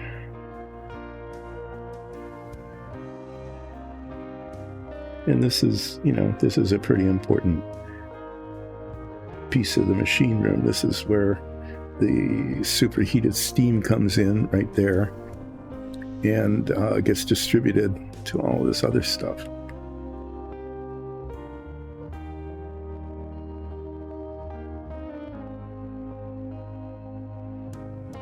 The only thing good about this deck is that there's only 2 colors and there's not a lot of detail.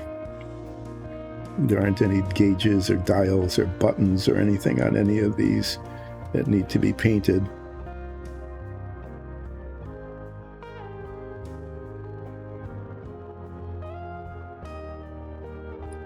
There's so many edges, so many contact points between the floor and the machinery and the piping. Where it would be good to have somebody who is skilled do it as opposed to me. But it will eventually get done, as we have seen with the submarine over and over again. Things eventually get done.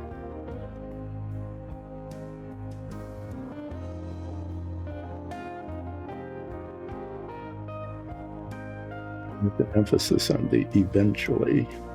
That's why I'm doing this today, is not so much that I expect there to be all sorts of Dyson Dungeon fans watching, but it's like, you can't finish unless it gets started, right? Can't get this finished unless the paint goes on and the parts go in.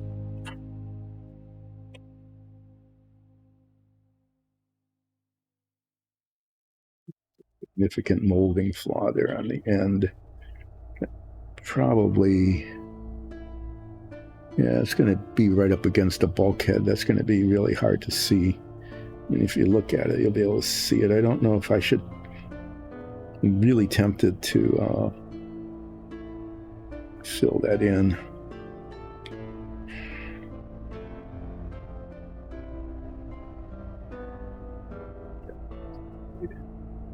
It might be okay.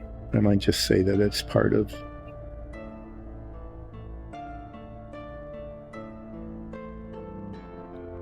See it there.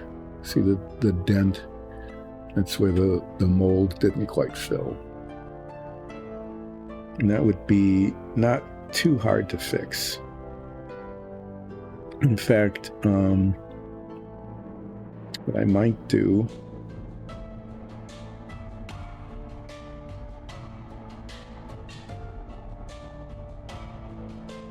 is still good. What I might do is I might just fill in a couple of spots to get.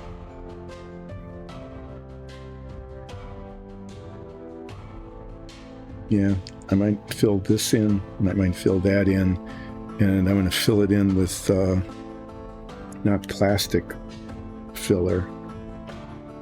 Okay, I'm going to fill it in with bowl patch, and that it dries quickly and can be painted over.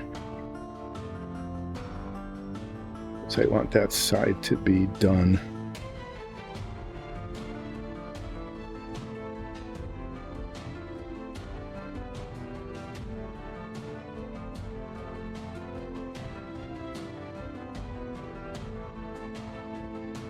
Recoats will be good on these bits.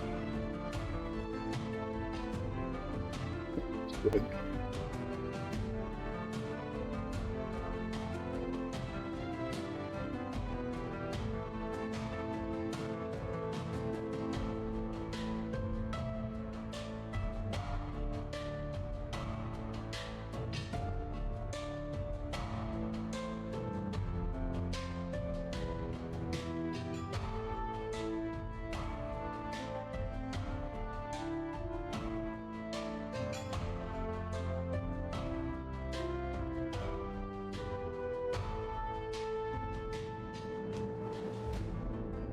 Yeah, just being quiet here while I'm finishing these things up. Finishing them up. Where did that come from? There's always weird phrases, right? Finish it up. Why don't we finish it down? Why don't we just simply finish it? Where does the up come in? That's a mystery.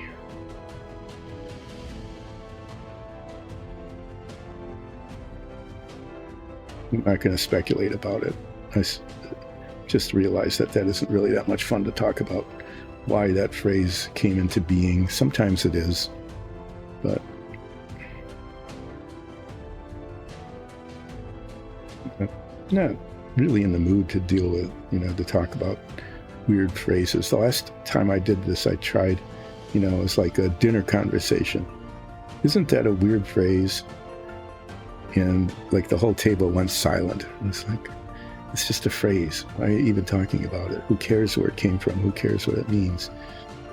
I got like zero interest, like less than zero. It was like, that's really dumb. Just stop talking about it. Kind of lack of interest. So maybe I won't. I'll just stop there and not do any more speculation about finish this up comes from. Okay, yeah, the detail there will show okay. So I'll get to do that after break too, is get the detail done on those. This one might need a fourth coat. I don't know. We'll see what it looks like when it dries. It's just because it's such a big, kind of featureless surface. The brush marks show on it with these little bits. There's all sorts of different angles and twists and turns and surfaces and stuff. And so the brush marks don't show because the detail kind of hides them. But with this, at least on just see what it looks like when it dries. Why go on about something without, that's the best. Some people think that's a lot of fun. Is the best thing to go on about are the things about which you don't have any information. Okay, so you can kind of like endless speculation with no resolution. You can't be wrong. Of course, you can't be right either, because there's no there there.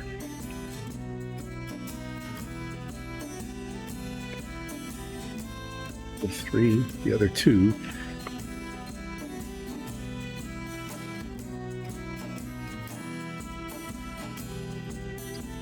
Definitely need to remember to eat something on break. I can feel me fading here. Didn't even finish my coffee. I should probably at least drink that. Enough caffeine in that to keep me awake during the last bits before break here.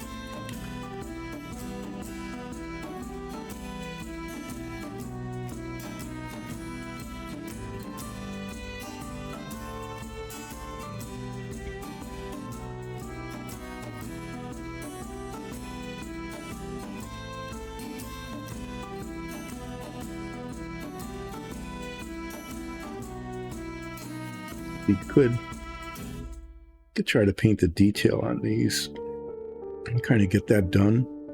Because then if I need to touch it up with this color,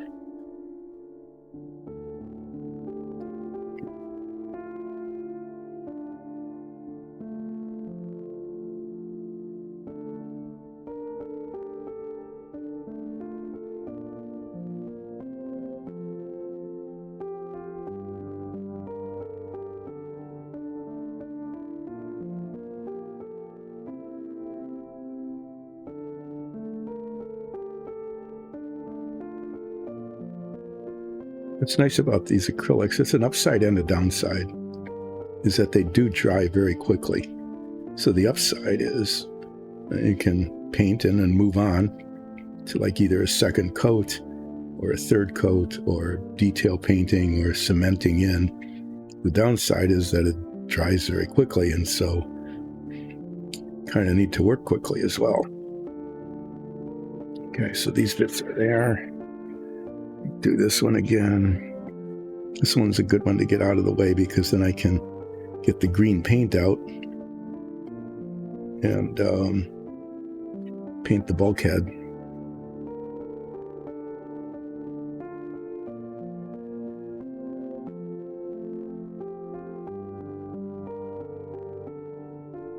Paint the other side first.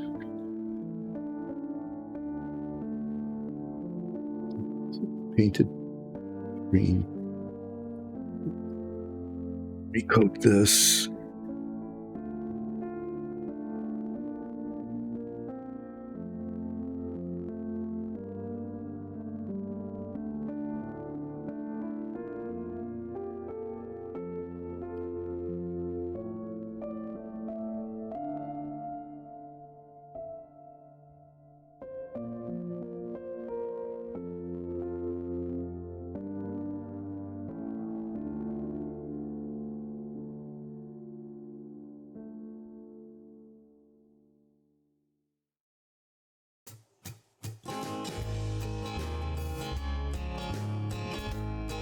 Need to leave it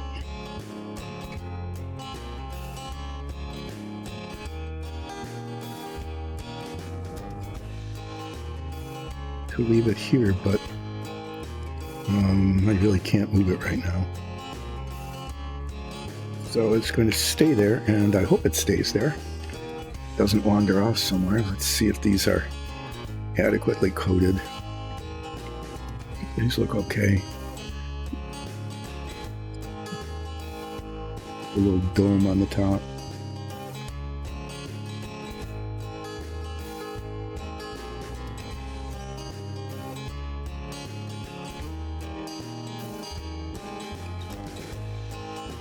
Okay, yeah, should I put another, are these dry enough? Yeah. Okay, well, I'm going to keep going and just keep coating these since the paint is still there. It's still okay. We'll put a third coat of these bits of machinery.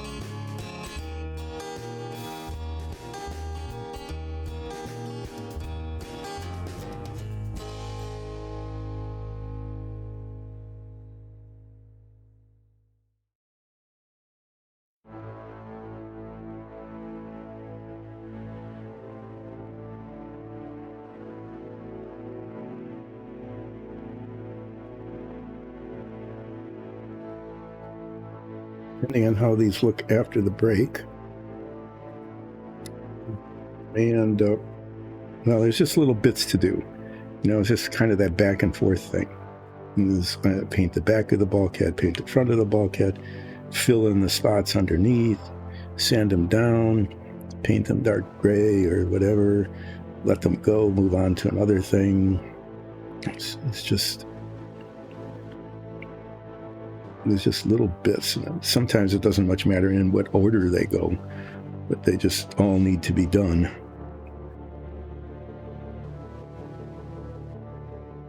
There's probably an efficient way to do it, but the thing is to do them in the order so that there's not a lot of waiting between one thing and the next, right? Do them so that you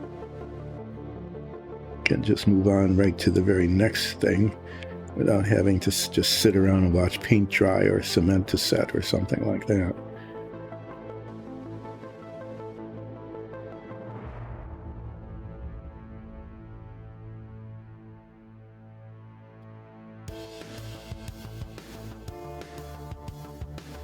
paint either. So it's like the escape hatch, this thing, right? So this is the back of it, but the front of it is the important part. That's the part that actually shows, and I need to paint that as well.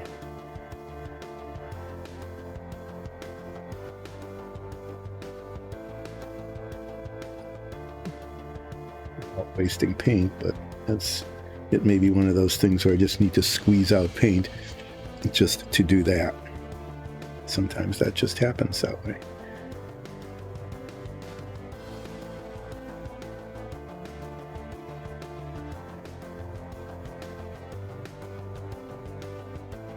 Anyway, you can see, if you remember your before picture, how much better things look with 3 coats on them than they did with just 1, even 2.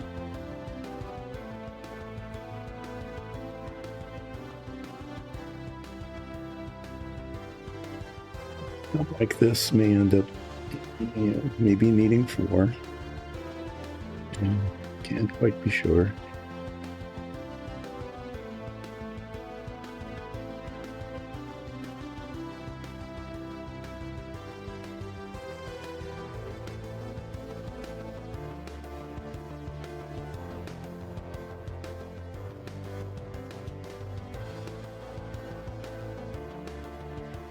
What's this? Do I want to fix that divot or not?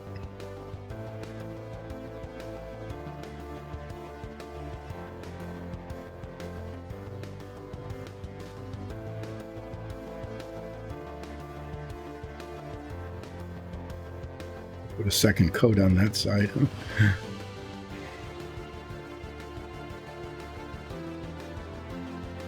Fixing that divot that probably no one will ever notice, except I know it's there, could end up, it's like, well, I have to fill it in and then sand it and then repaint that side, but I have to repaint some other bits anyway. Including, the touch-up that will inevitably happen after I paint the floor. So it, I probably will. So with 3 coats, these are getting along pretty well. I'm going to leave that there. Is this, can I turn this over? Yeah. So I'm going to put 1 coat on the inside of this now.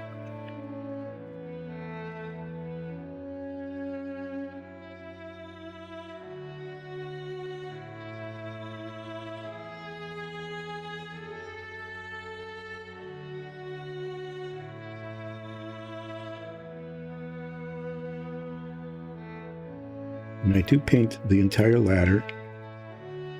And then what I do is use a very fine tipped felt point pen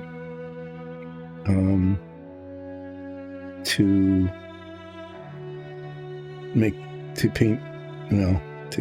ink, I guess to be technically more correct, to ink the rungs of the ladder.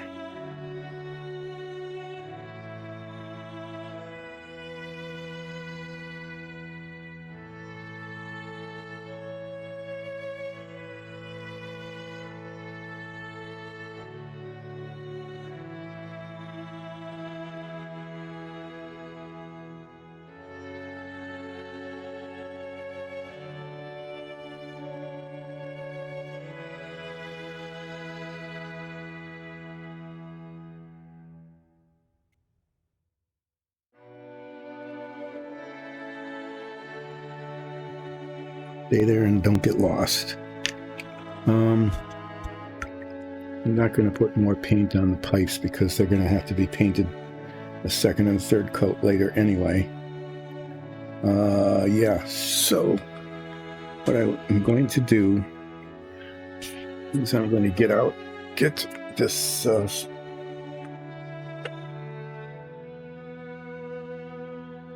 filler, okay, which has nothing at all to do with modeling.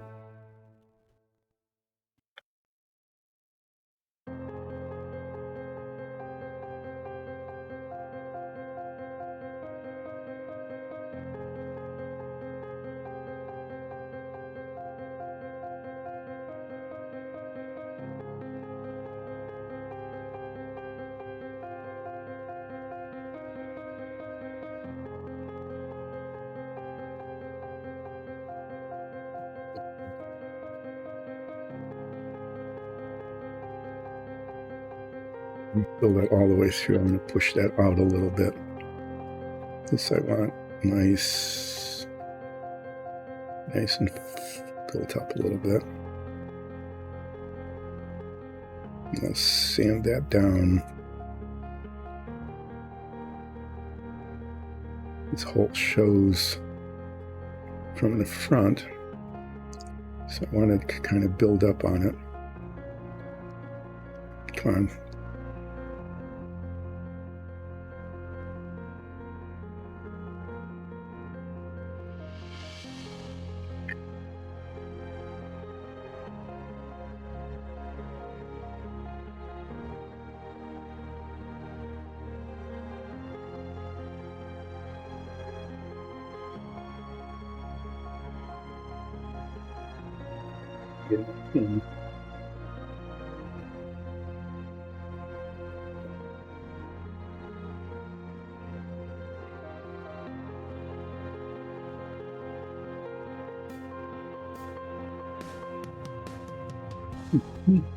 Yeah.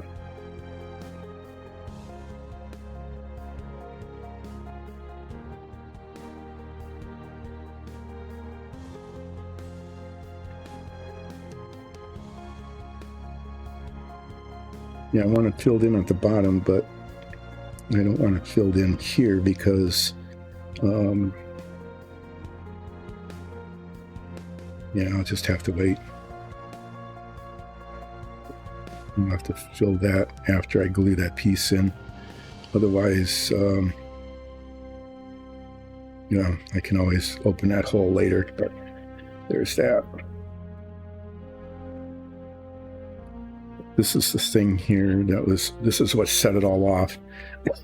Is this tiny little divot here.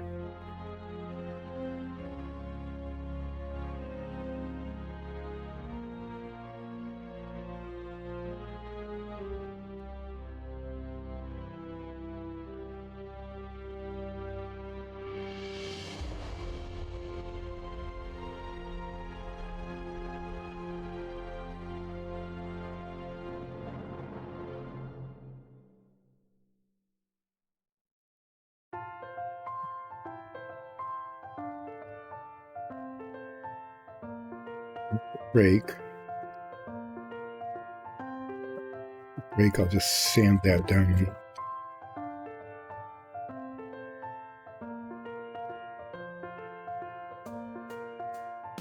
It's filled in, huh? That's the whole point, is to make sure it's filled in, maybe a little bit even too high, because one can sand that down later, but not build it up again. And it's just, I think I had it and then messed it up. It was one of those, why didn't I leave it alone kind of moments. And the answer was, I don't know. Why didn't I just leave it alone?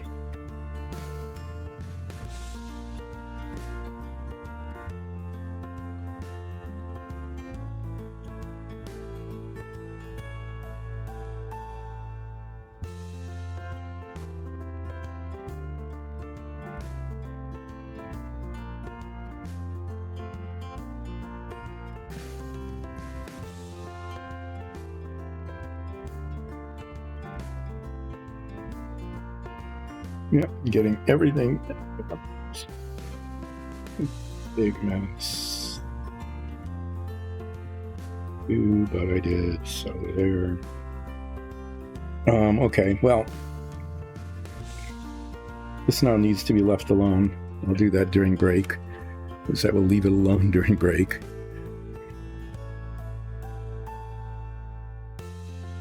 Sorry.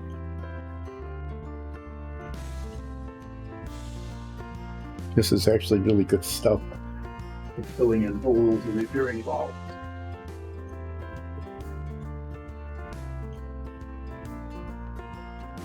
Who knows? Not being used. Put the pin back, put the tweezers back, let that sit here.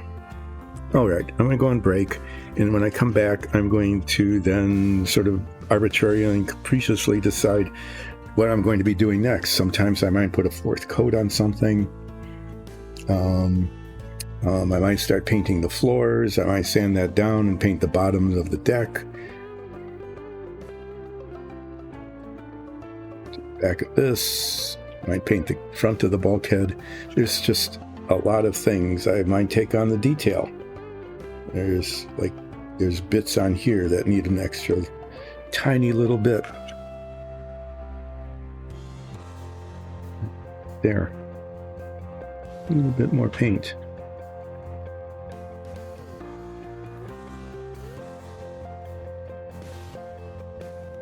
Am I doing this now? I don't know. Why didn't I just wait until after the break? Because I could do that even if I'm doing the detail on the front. Instead of messing up the brush again. But I do need to take this break. So I will. I will be back. Oh, like a half hour. So it'll be a little bit after 12:30. Oh, Brogger, hi. I didn't think anybody would check on what was going on. You caught me just as I was going on break. But let me recap. I am painting bits of the machine room, which are the very last compartments on the submarine. But since you might not hang on until after break, I am going to show you what has been accomplished so far. I'm going to do this just for old Brogger. Thank you. Okay, 5 minutes. You have to see this. This is accomplishment.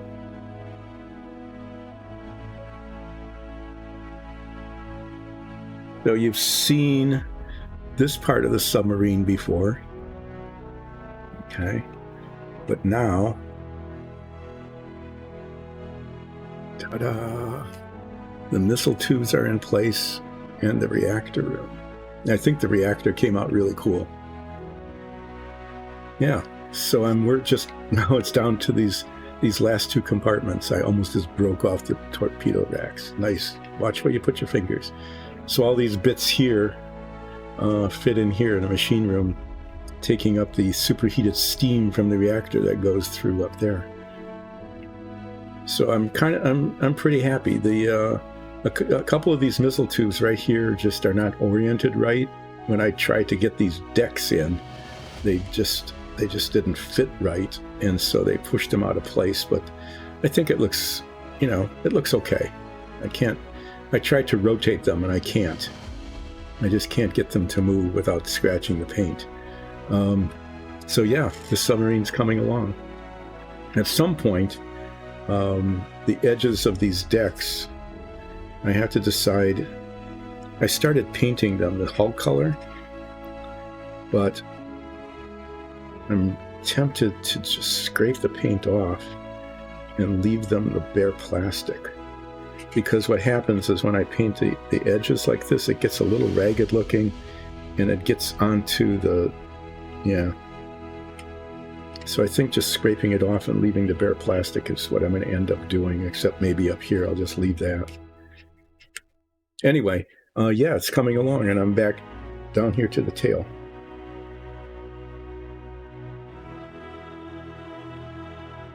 Okay, I'll have to look forward to that. I probably won't see it on the 31st because we're going to be visiting family, but I'll look forward to seeing it soon after. Anyway, there's the submarine.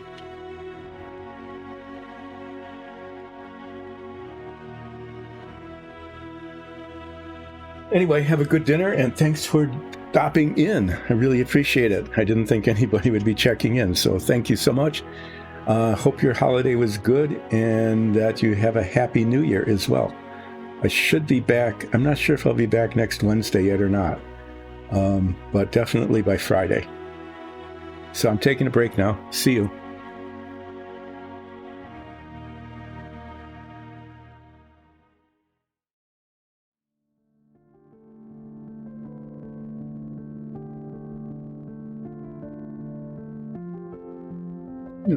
The camera working. There. Is the music working? Yes. Okay. Well, back from break, and now it's time to decide what bits to do next. Touching up to do. I've got some fourth coating to do on a few of these pieces, it looks like, where we could use just a little bit more paint. I've got details,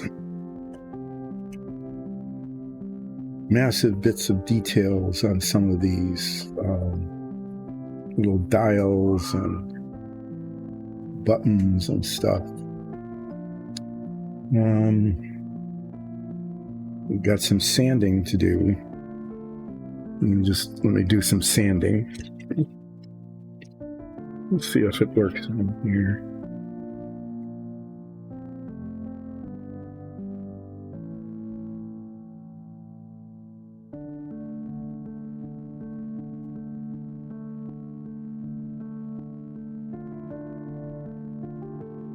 I don't know. I might just be inefficient.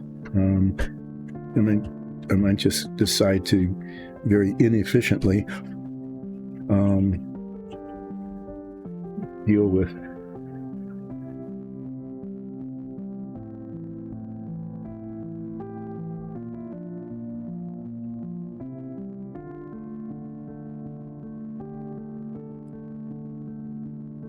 what I've been muttering about, inefficiently deal with the bits of stuff that needs to be painted.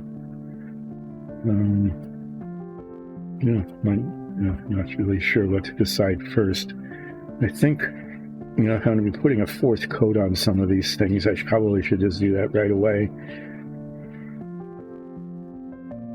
And let it...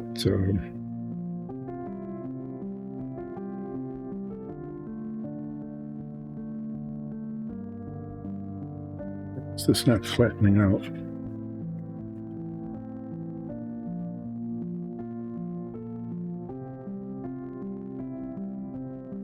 Did it much more quickly. Took off some of the paint, but it's the bottom of the deck. It's not going to be that much of not big a deal.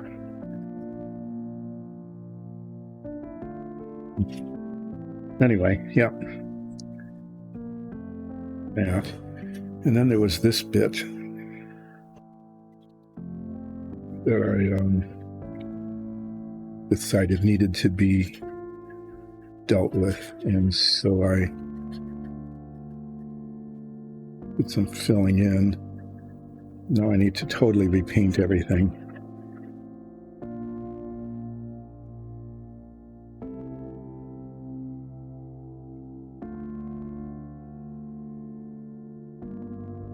I knew that was going to happen when I did this.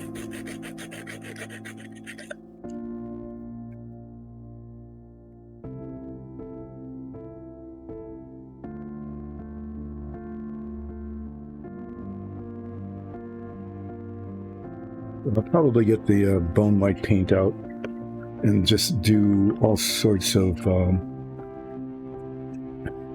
like fourth coating and touching this up and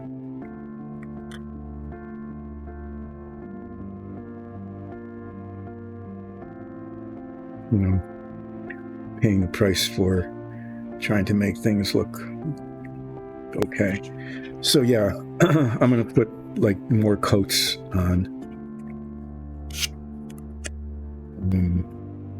these bits and pieces where they need to be.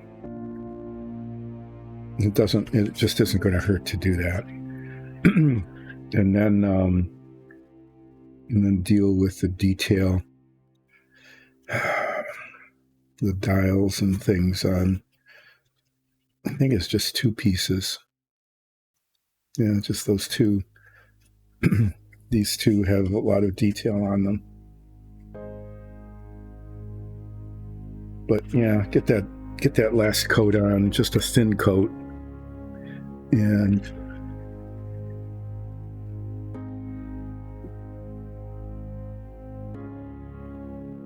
then those should be done.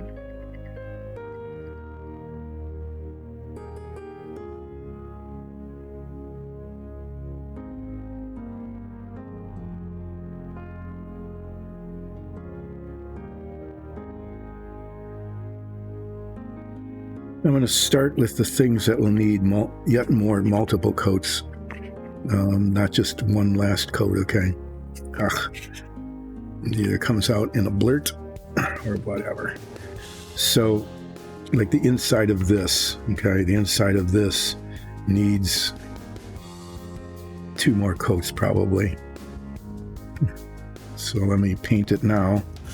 Get this on.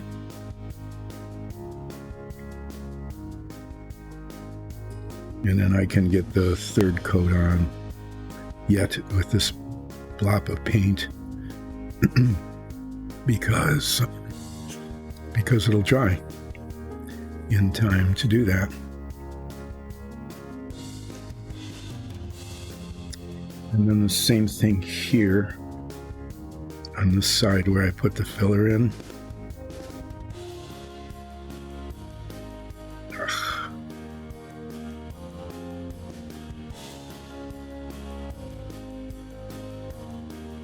What's going on here? There's like a little raised area right there.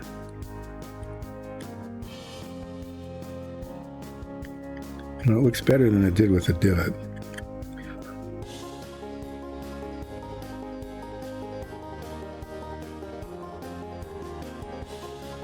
I'm just going to put this on this coat. And then it's going to need at least 1 more.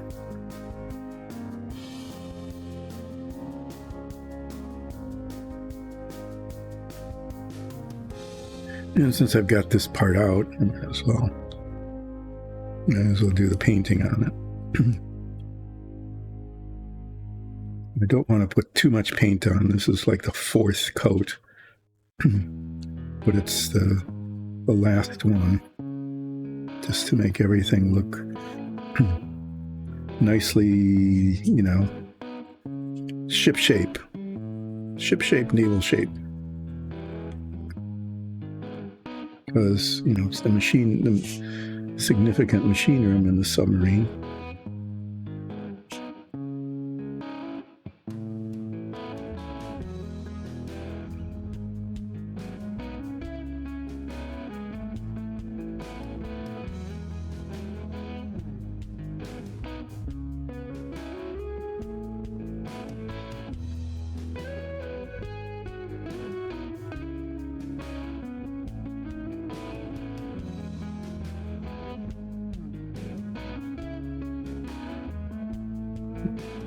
It looks better. Machinery should have like heavy coats of paint on them anyway, right? Almost like they're enameled or something. So this should do it. I'm not going to put 5 coats on. That would just be, it would be too much. But this 4th coat is going to just make it look just a little bit better.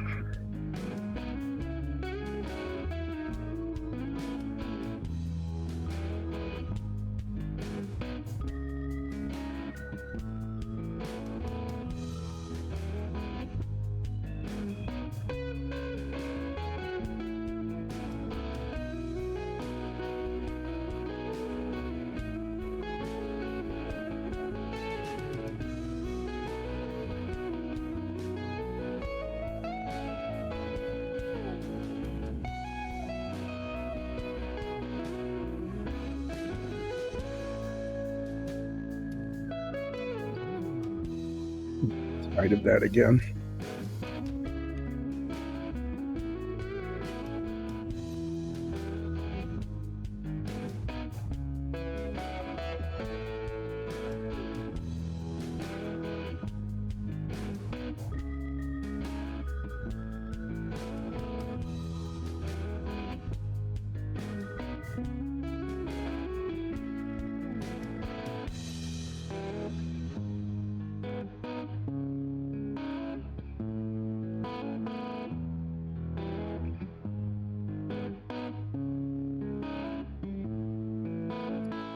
Okay, I'm being quiet here after break. I don't have much to talk about today, but that's okay. The music is playing, and I'm just putting beige paint on machinery bits. I'm trying to decide what should be done next.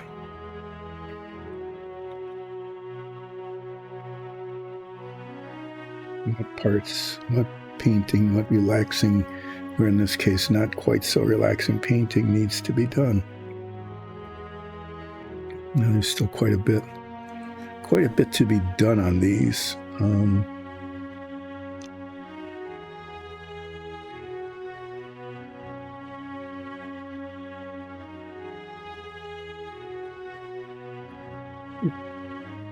Okay, it wouldn't hurt to have a little more on it.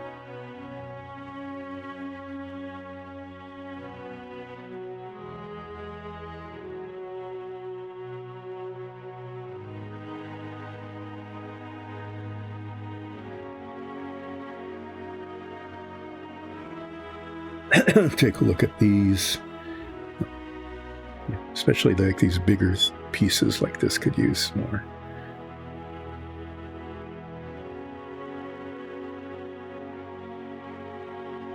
This whole submarine, what I'm aiming for is adequate. I'm not a professional model maker, so this is not turning out to be like a professional model. I mean, you can just see what I was like before when I was trying to mess with those missile tubes, as some of them aren't quite oriented right. They're not setting quite right. And I'm sure there were ways with the right amount of patience and skill to just have them be perfect, but I don't have the skill.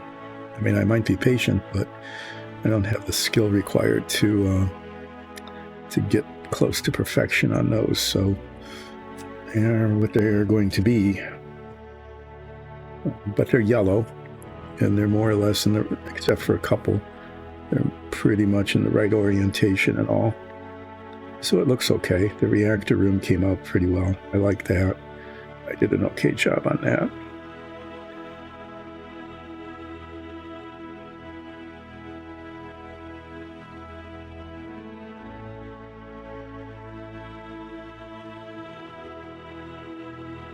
I hope I have this oriented right. Yeah, I do. It would be, well, I mean, it's just paint, so I could always fix it, but I just as soon not mess with things more than they need to be messed with.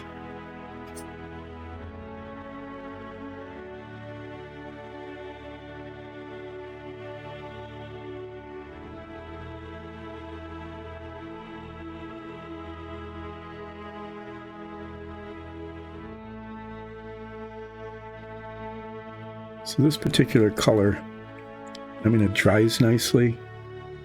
It levels itself pretty well, but it just doesn't cover. So it just requires so many coats before it ends up looking good. Fortunately, I decided to use it on, parts, these machinery parts that hold up pretty well to multiple coating.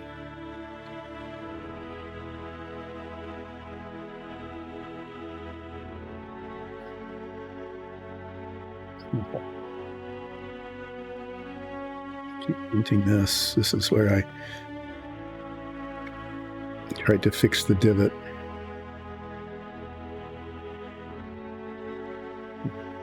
It's not, the divot's gone, but it's irregular, and hopefully that won't show very much, or at least it won't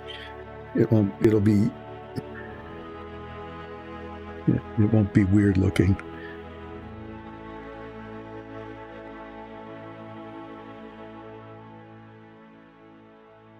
This one has to be done pretty well. This is the inside of the escape hatch.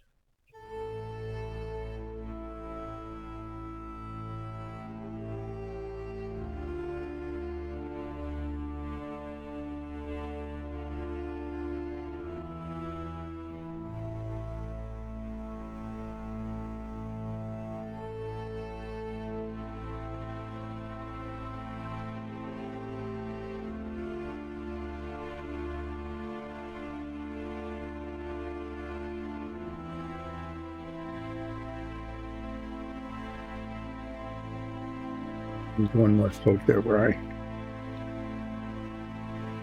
messed up the side of it by trying to fix it. The rest of this will do. Let's see if I want to do anything more on these.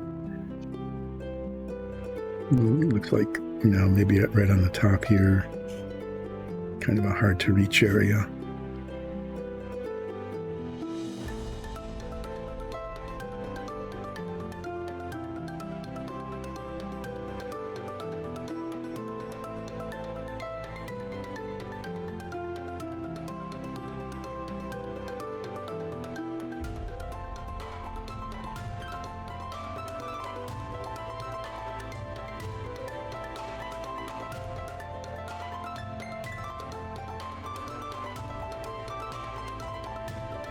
The paint that I wasted there.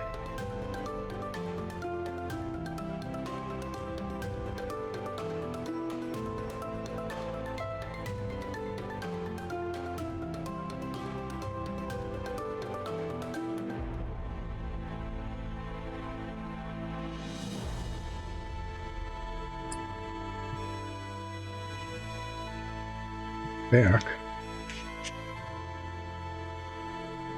Yes, I can, if I need to, I can always get more, right?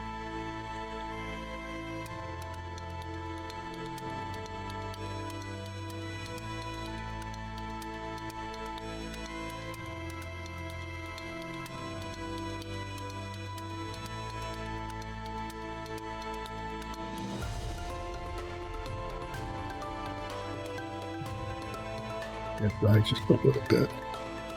The rest of this looks like it's done. A little more on these. Why not? I've got the paint. I'm going to need more coats after this anyway. At least one more, maybe two, after they're installed. Yeah, as I said, I really would have liked to have taken these off and painted them, but it's going to turn out better this way. One is that I'll know which pipe goes where, okay, because they're still on the trees with the numbers.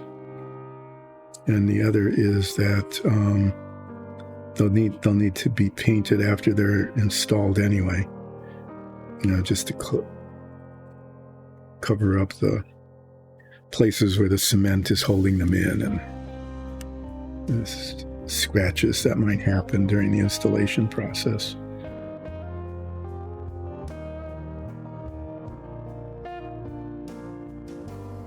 Sometimes the little bitty touches up, the dot of paint that you need here and the little stripe of paint that you need here and fixing what should be a dial on a meter or something, it ends up taking longer than this. Find the paint, get the brush.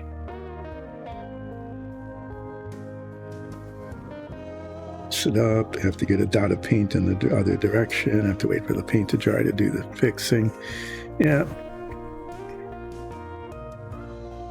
In this case, pipes that have mold marks on them that need to be filed off anyway. So these pipes will need, they'll probably be painted like 3 or 4 more times before they're finally done.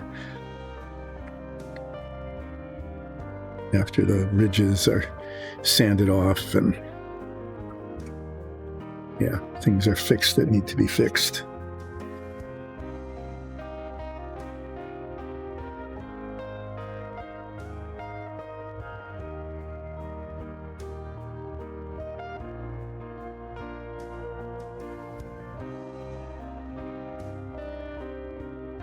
Didn't turn out perfect, but it looks better than it did with the divot in it. There's just a little irregularity there that I didn't smooth out, but that'll do. Okay, now I need to decide what to tackle next. I'm not sure if I'm feeling extremely steady in terms of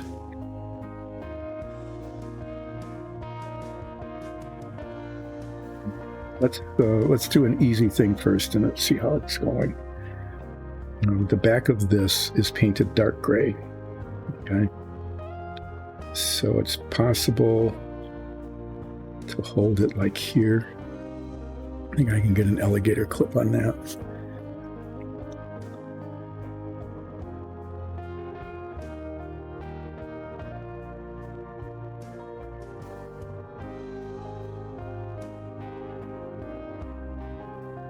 And I'll probably use this brush and get paint in here, and then yeah, clean it up later.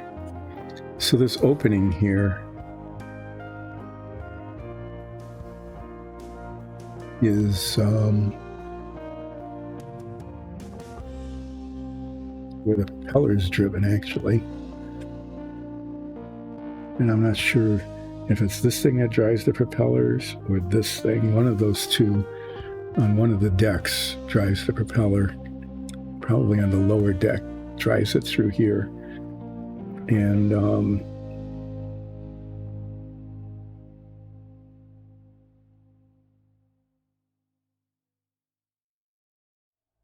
so this part here will have to be painted either dark gray or green. I'm not sure which way it's going to go.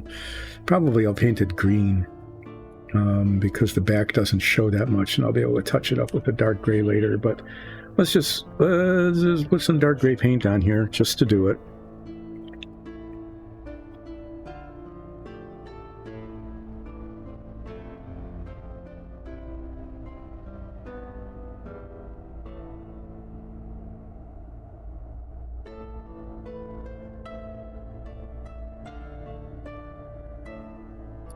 And then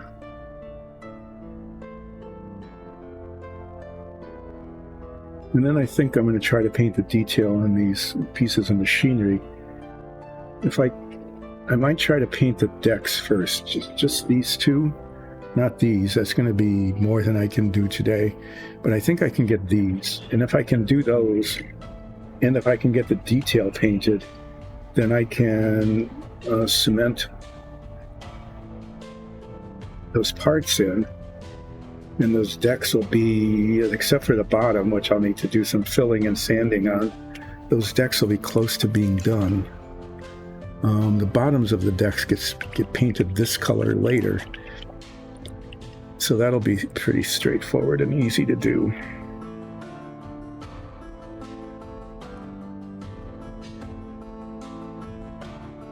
I'm just doing this because it's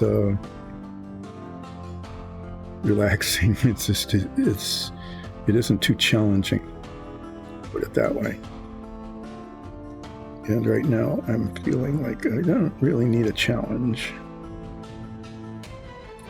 but I am going to do challenging things next. Can't avoid it in order to get anywhere with this.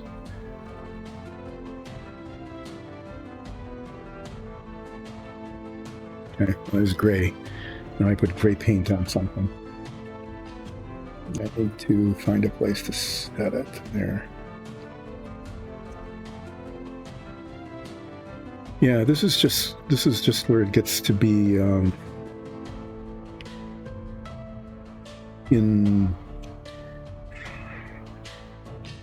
inefficient.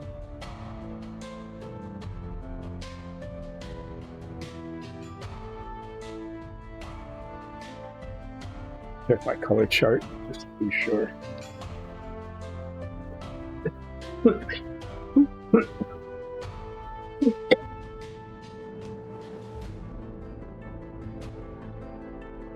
I'm going to do this one first.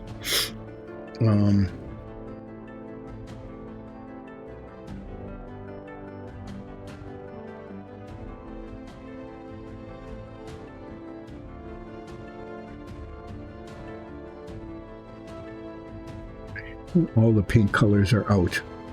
Okay, it is out and scattered around and never got put away.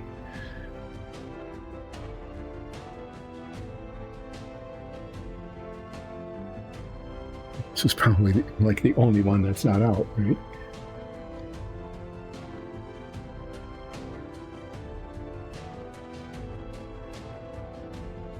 Gray.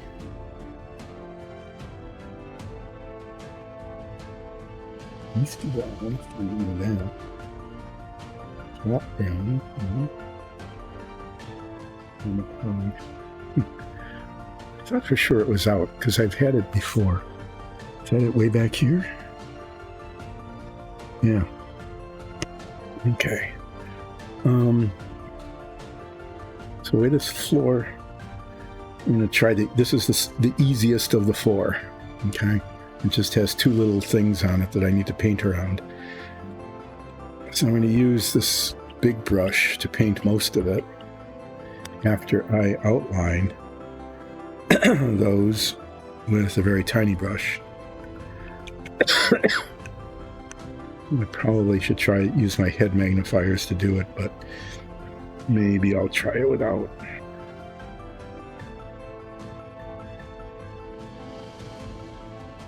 So this paint's been sitting around a long time, so I think it needs a good stirring.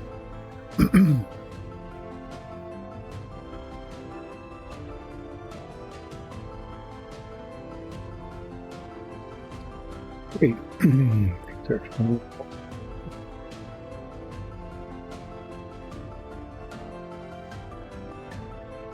Yeah, this is what starts to happen.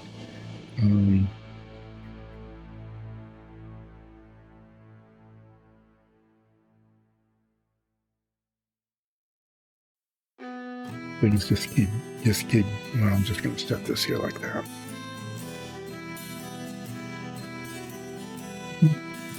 This is why sometimes I'm reluctant to start doing really fine detail.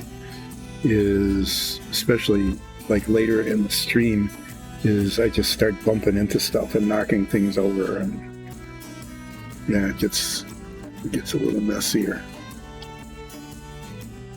So this one has this piece,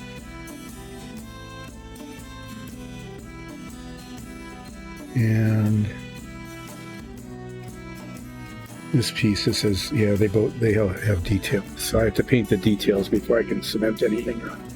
I just want to see how this turns out, actually.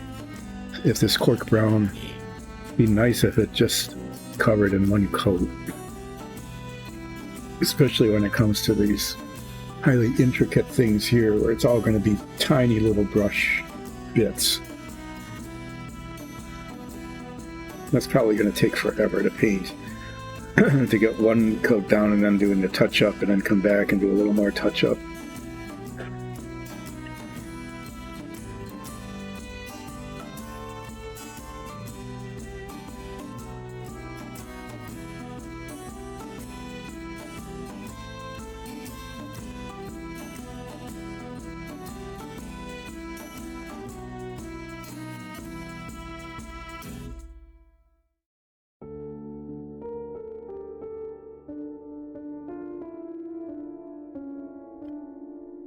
Anyway, yeah, I need to experiment with just paint to see how it works.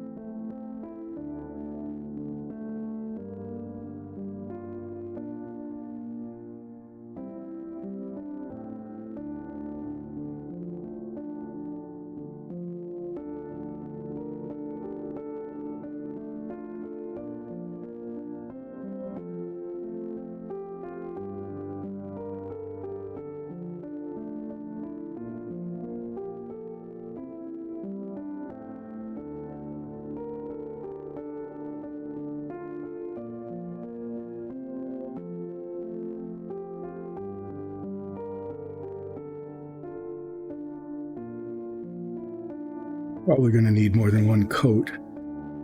Hopefully.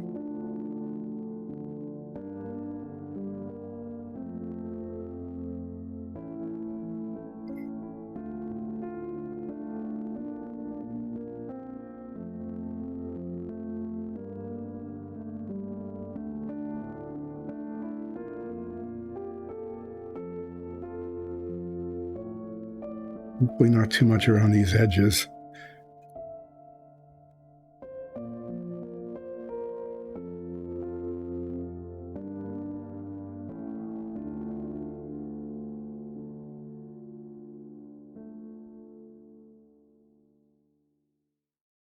Okay, the effort here now is going to be to use the bigger brush. Paint these decks without getting paint to the part that's just been painted. So let's see how this goes.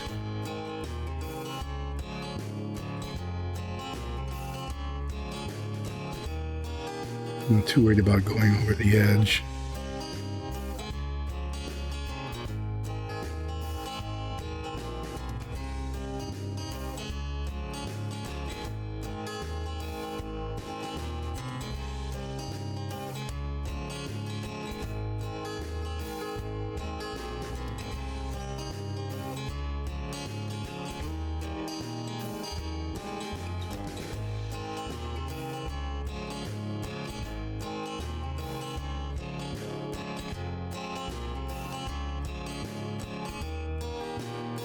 It looks like, you know, to get it even, there's going to have to be 2 coats.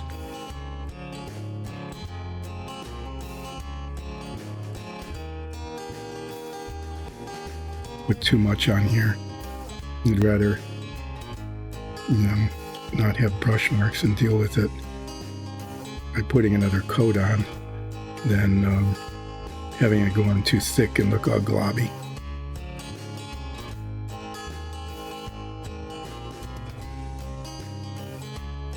We'll see how fast that dries.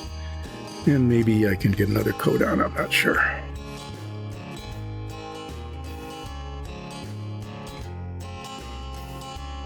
Somewhere here where my glasses are so I can knock it over when I reach over later.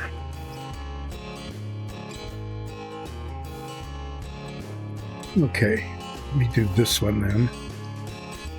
There is another one of those holders.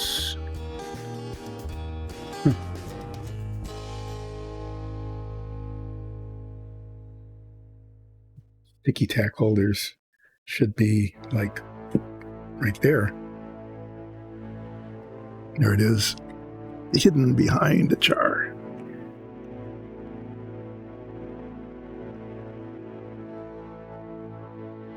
This one's a little bit more. There's one more of these round things, whatever they are. Okay, but then there's the pipes.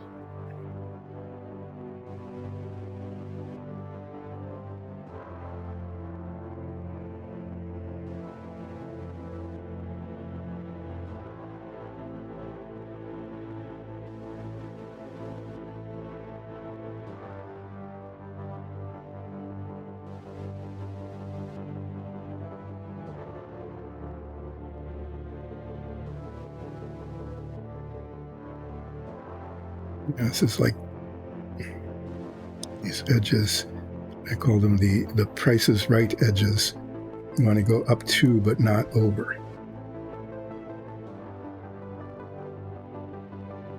I was saying before, if you don't go far enough, it looks like the machinery is oozing onto the floor. Go up a little too far, and it looks like the floor is climbing up on the machinery.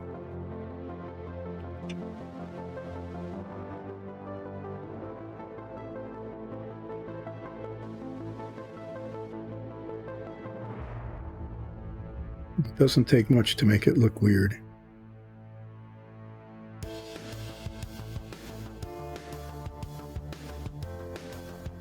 Okay, let's try this pipe.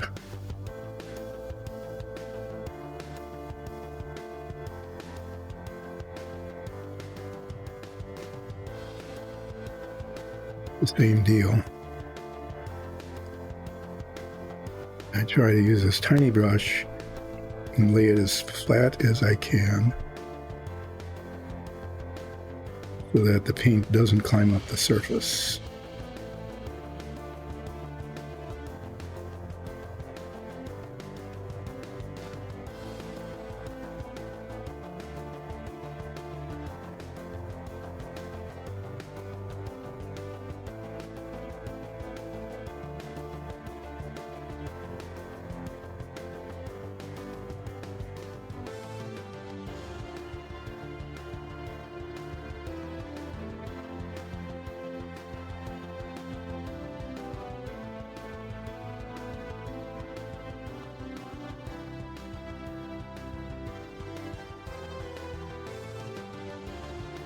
You answer the phone, please.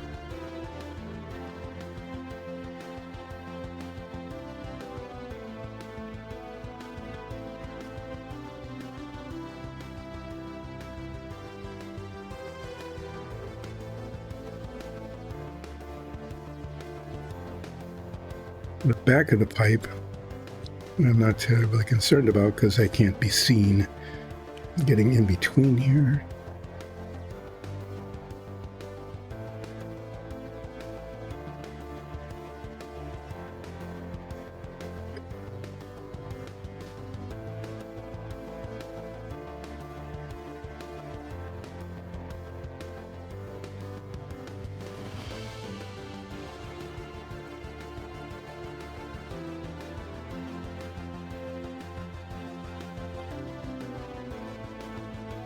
It's a little bit wavy, but not too bad.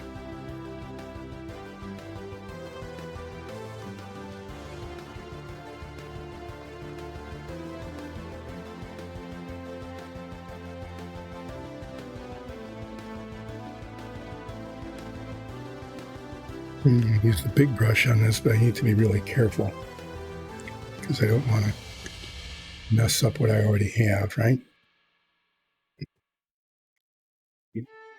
Later.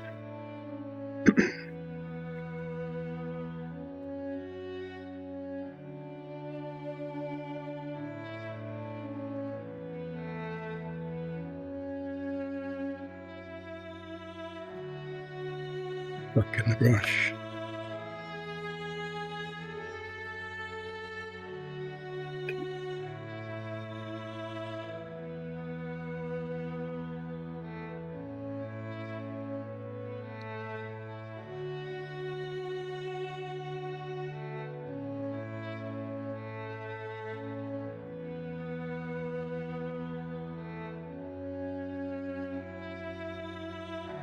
Keeping in mind, I'll probably need a second coat, so don't overpaint things.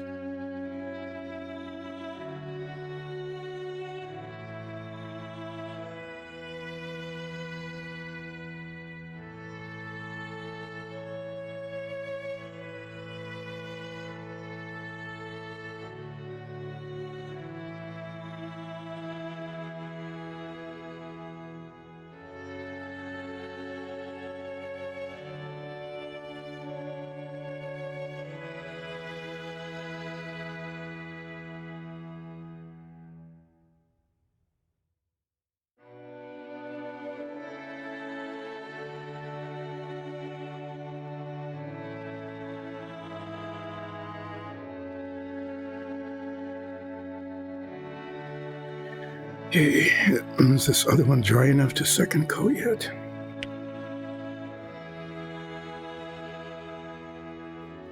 Close though. I'm just trying not to waste the paint. But then I don't want to get impatient either. But I'm getting impatient.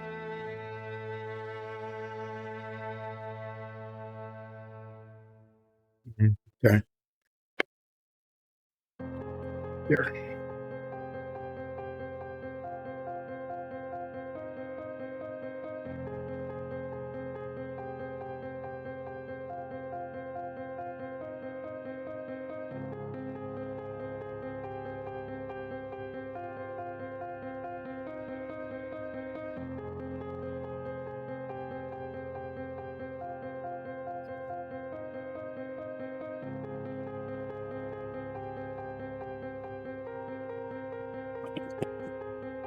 Okay. I'm going to be impatient and second coat the deck here.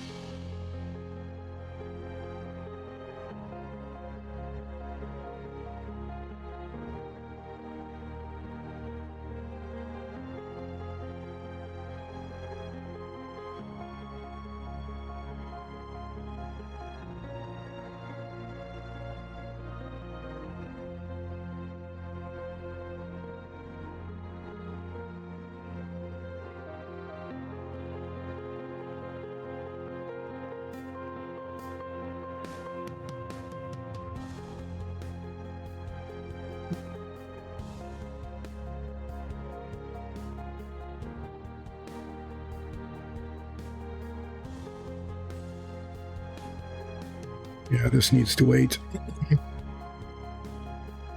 It looks like I put a fingerprint on it. Good grief.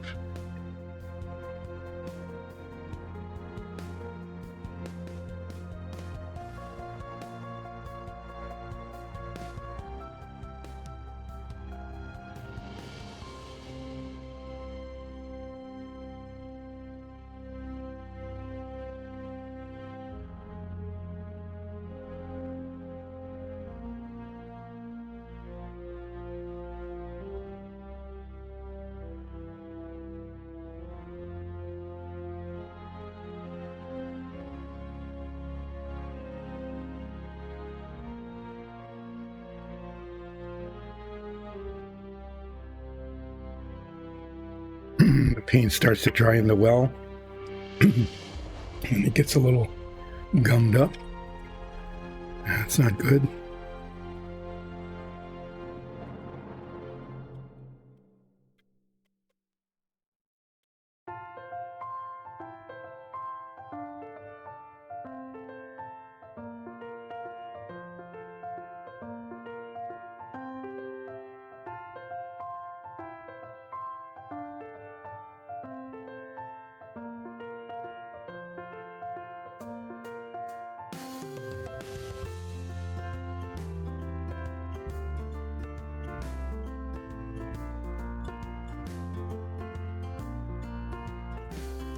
This will dry, and I will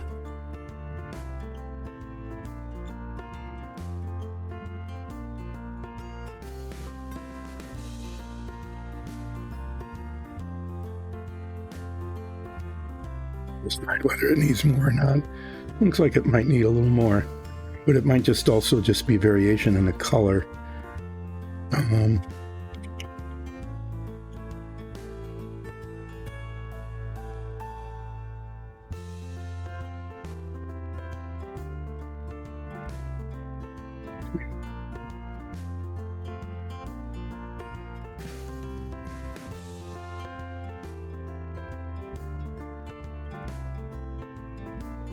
Find out when it's dry. Need to clean brushes here. And then I think we need to try to paint the dials. That brush needs to get much cleaner.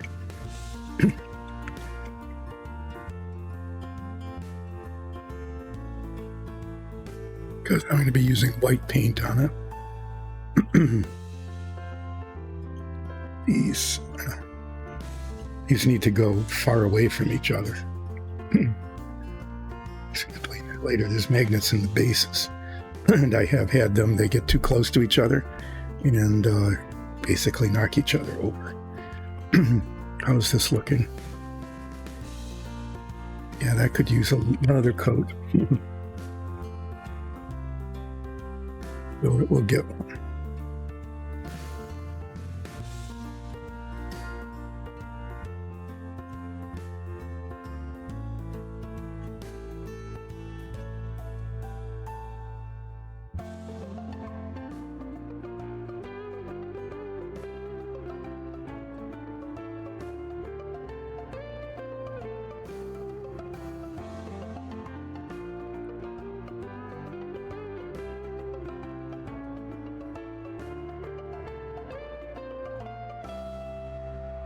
Okay.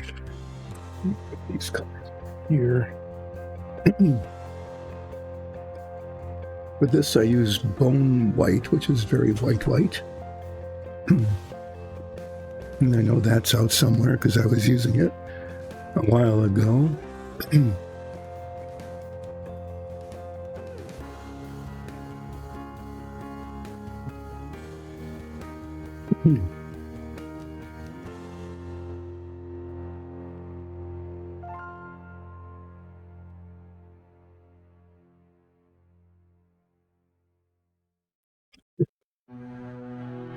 Dead white.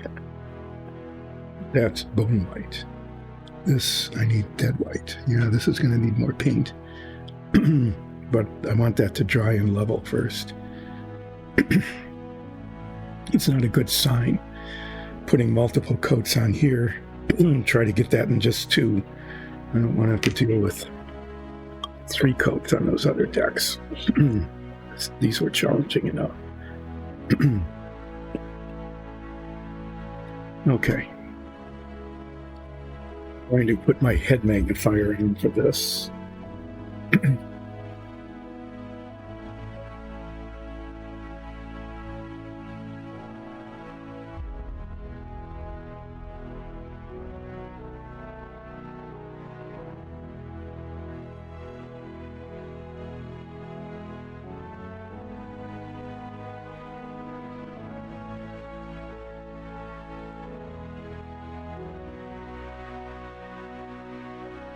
Because I'm trying to get tiny little very round dots of paint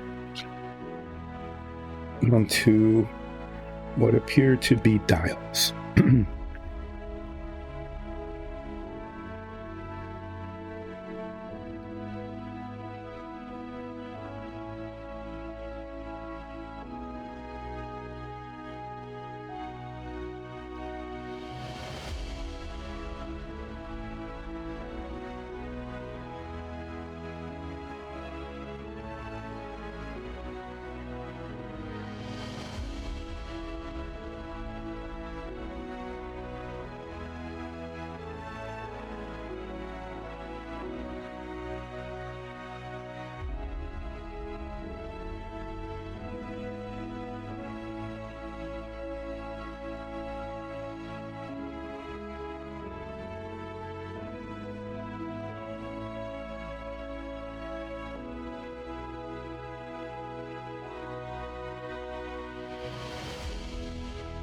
I'm not sure what those are.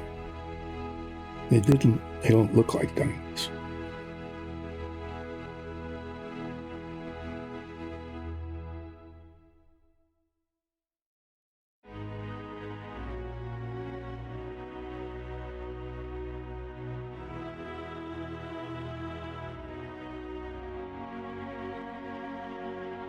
Sure, I'm not going to paint them white. They don't look like they should be.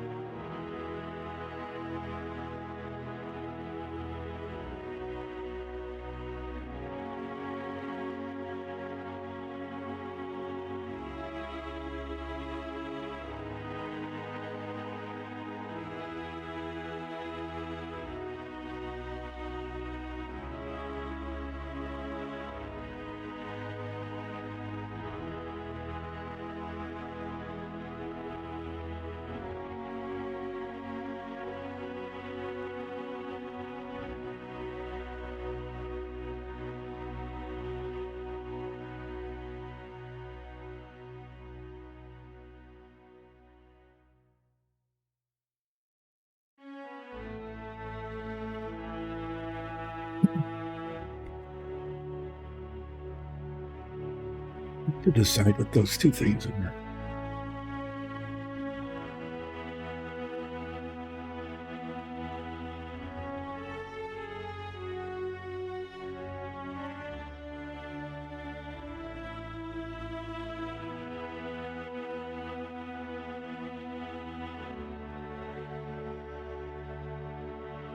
Paint them white, and then use the nail head technique.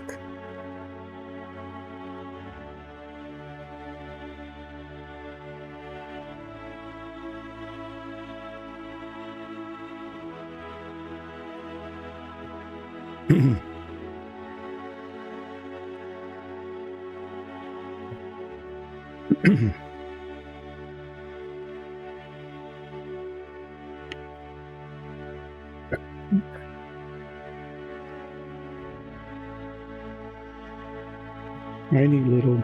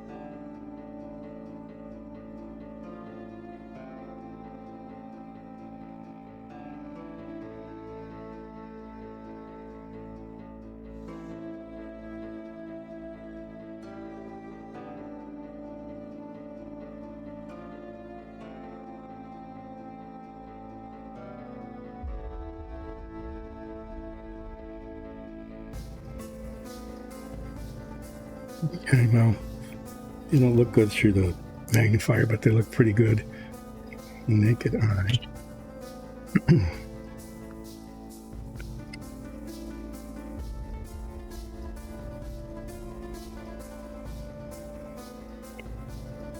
Thing that looks like a radiator or something here.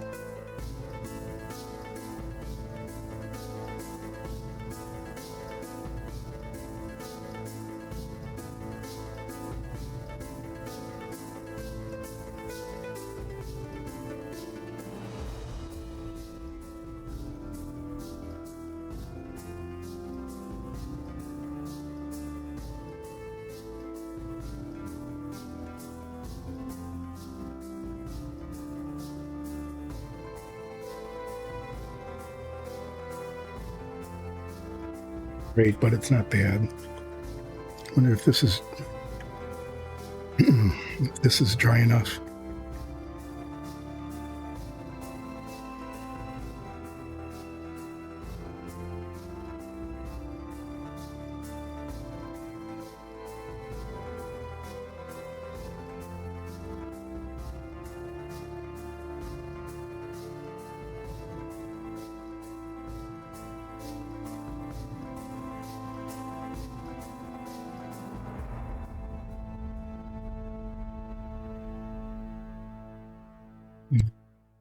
I'll let that go until later. Yep. The pen rest.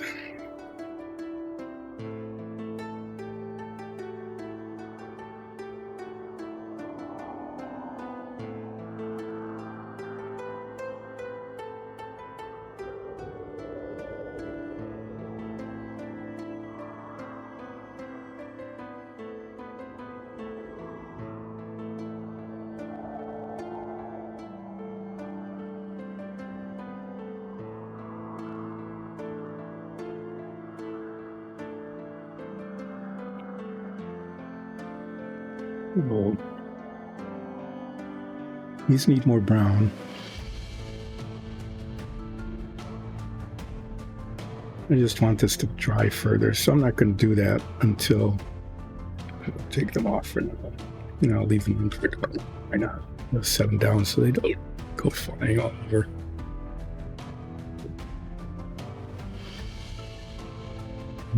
I guess if I were to do anything more today, it would be to paint this green.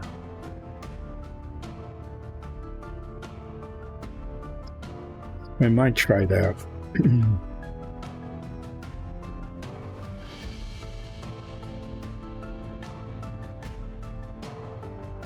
Down at the bottom here,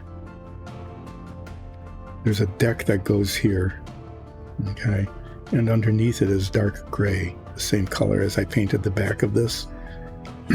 So I can do that.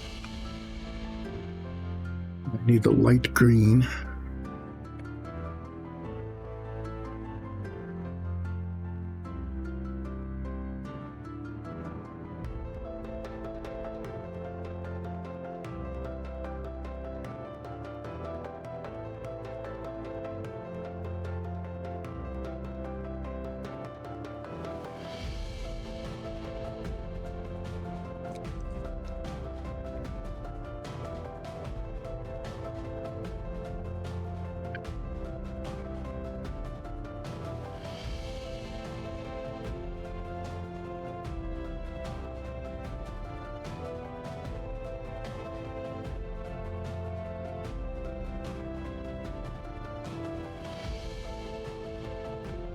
Pointy toothpick. There's a paint glob on the top here. That is letting the paint out.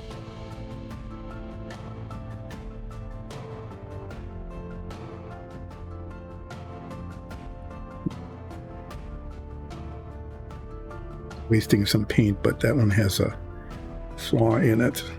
I mean, it's got a lump in it, is what I should say.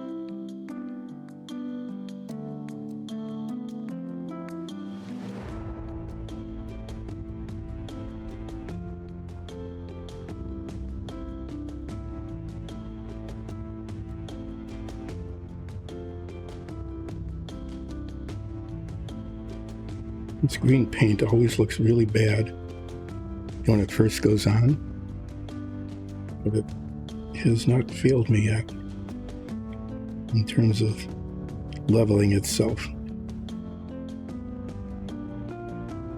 At least not yet.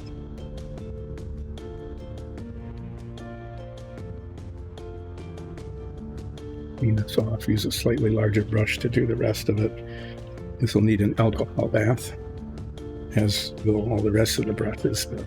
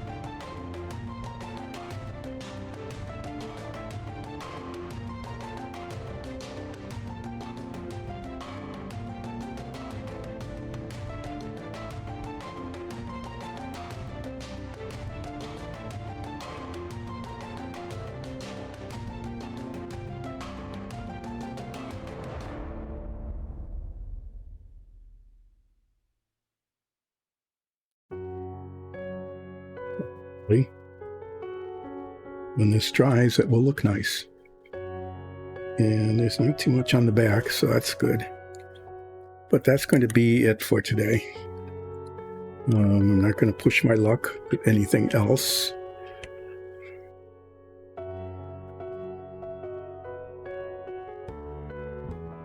Oh my. Yeah, that'll be it, except for this part here where it's just really didn't get painted very well at all. It's in the back and it won't show, but I can't let it go. Now I can let it go. Yeah, magnet. Okay. Do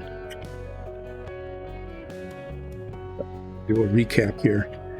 The 4 coats of paint on all of these beige things. Okay, these are done. That has to have the floor painted. This, I need to paint the dials, okay? And maybe be tempted to do a little bit of touch-up on the pointers. They just got really messy, but I don't know if the paint is going to dissolve the ink or not. So I might end up leaving them. This one, I'm going to call this a success. Well, the radiator's a little ragged, but with the naked eye, it looks pretty good. I'll probably use the ink on the nail head thing just on these. See what's up with that. But this one turned out okay. This one's a little messy. We'll see how it looks after I play with it a little bit.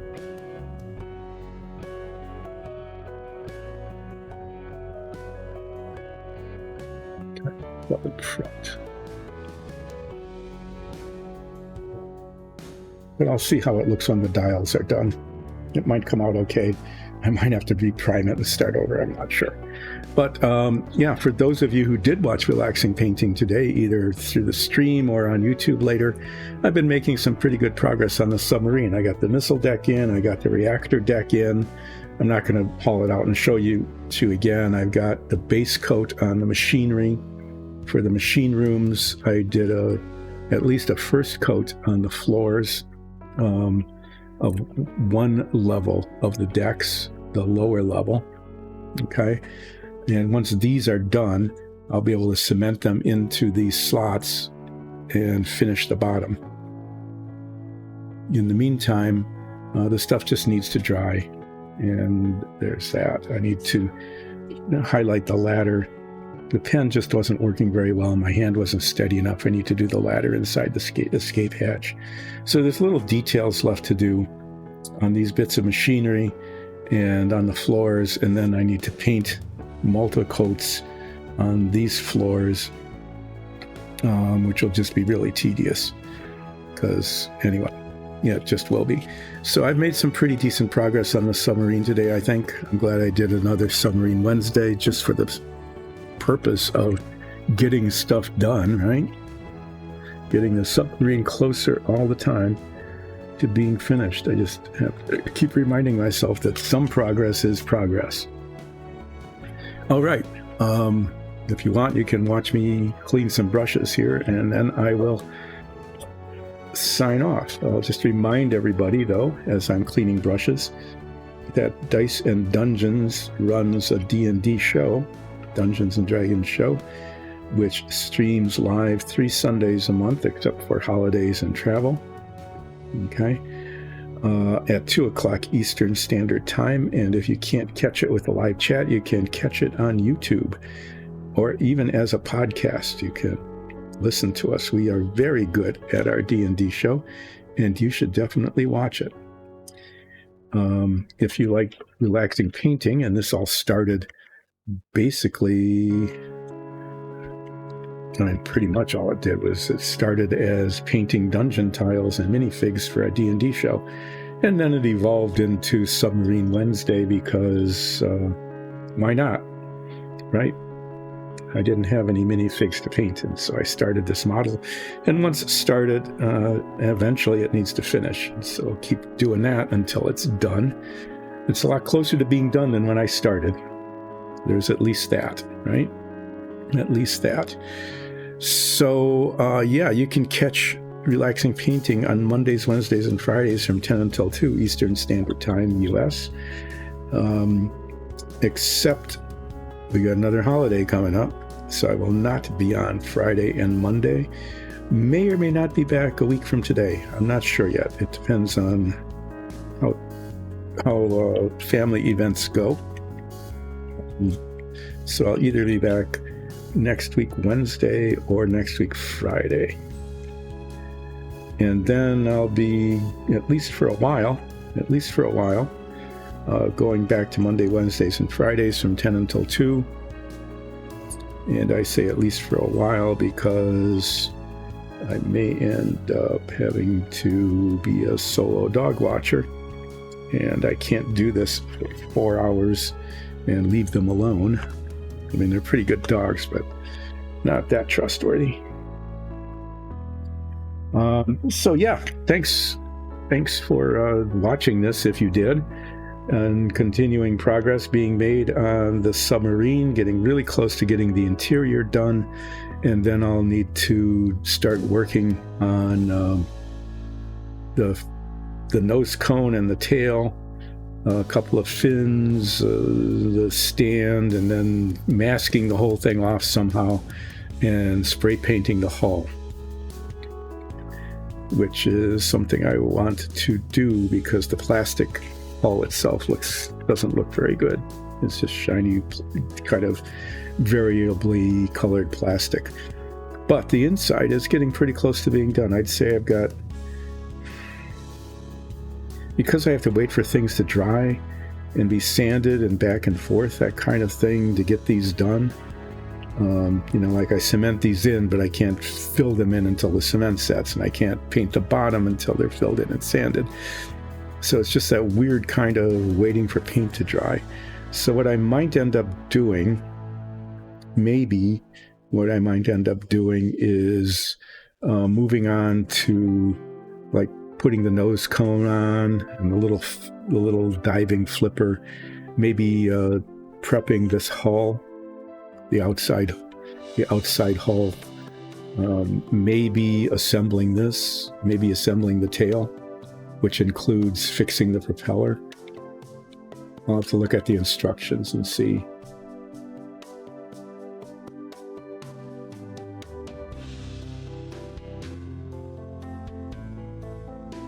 Okay, so this whole thing gets put together and then it's attached to the hull. So I could actually do this sort of thing. I could find these parts, prep them, prime them. Okay. Once these are put together, there's going to be a seam that's going to show. I need to fill that in and sand it down. And then, do some painting and priming.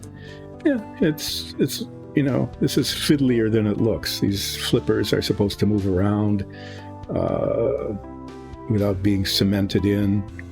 We need to be able to fill in the cracks and then somehow spray paint the whole thing without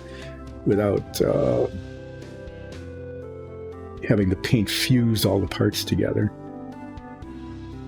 So there'll be that, because the outside of the hull is going to be spray painted the same color I'm using as the primer. It's just easier that way. I need to get this top thing put into the hull as well, the top hatch, and then fill in all the cracks around it, because there will be cracks there that need to be filled in. Yes. So while I'm waiting for paint to dry, like between coats on this floor, or waiting for cement to dry, like putting some of these pipes together, back and forth, being annoying, that kind of thing. Eventually it'll get done. So, either a week from Wednesday, if I'm back in time to do that, I'll continue to work on it. If not, it'll be a week from Friday, and at that point I will be working on the oozing fungus monster. Okay, so thanks again. Really appreciate it. Support Dyson Dungeons. Become a follower, become a subscriber. Go to Dyson Dungeons, patreon.com/diceanddungeons, and become a patron. That would be really fun and cool and wonderful. So thank you all. See you. Have a happy new year. Yeah. Hope you enjoy that if you celebrate it. And I'll be seeing you sometime next week, either Wednesday or Friday.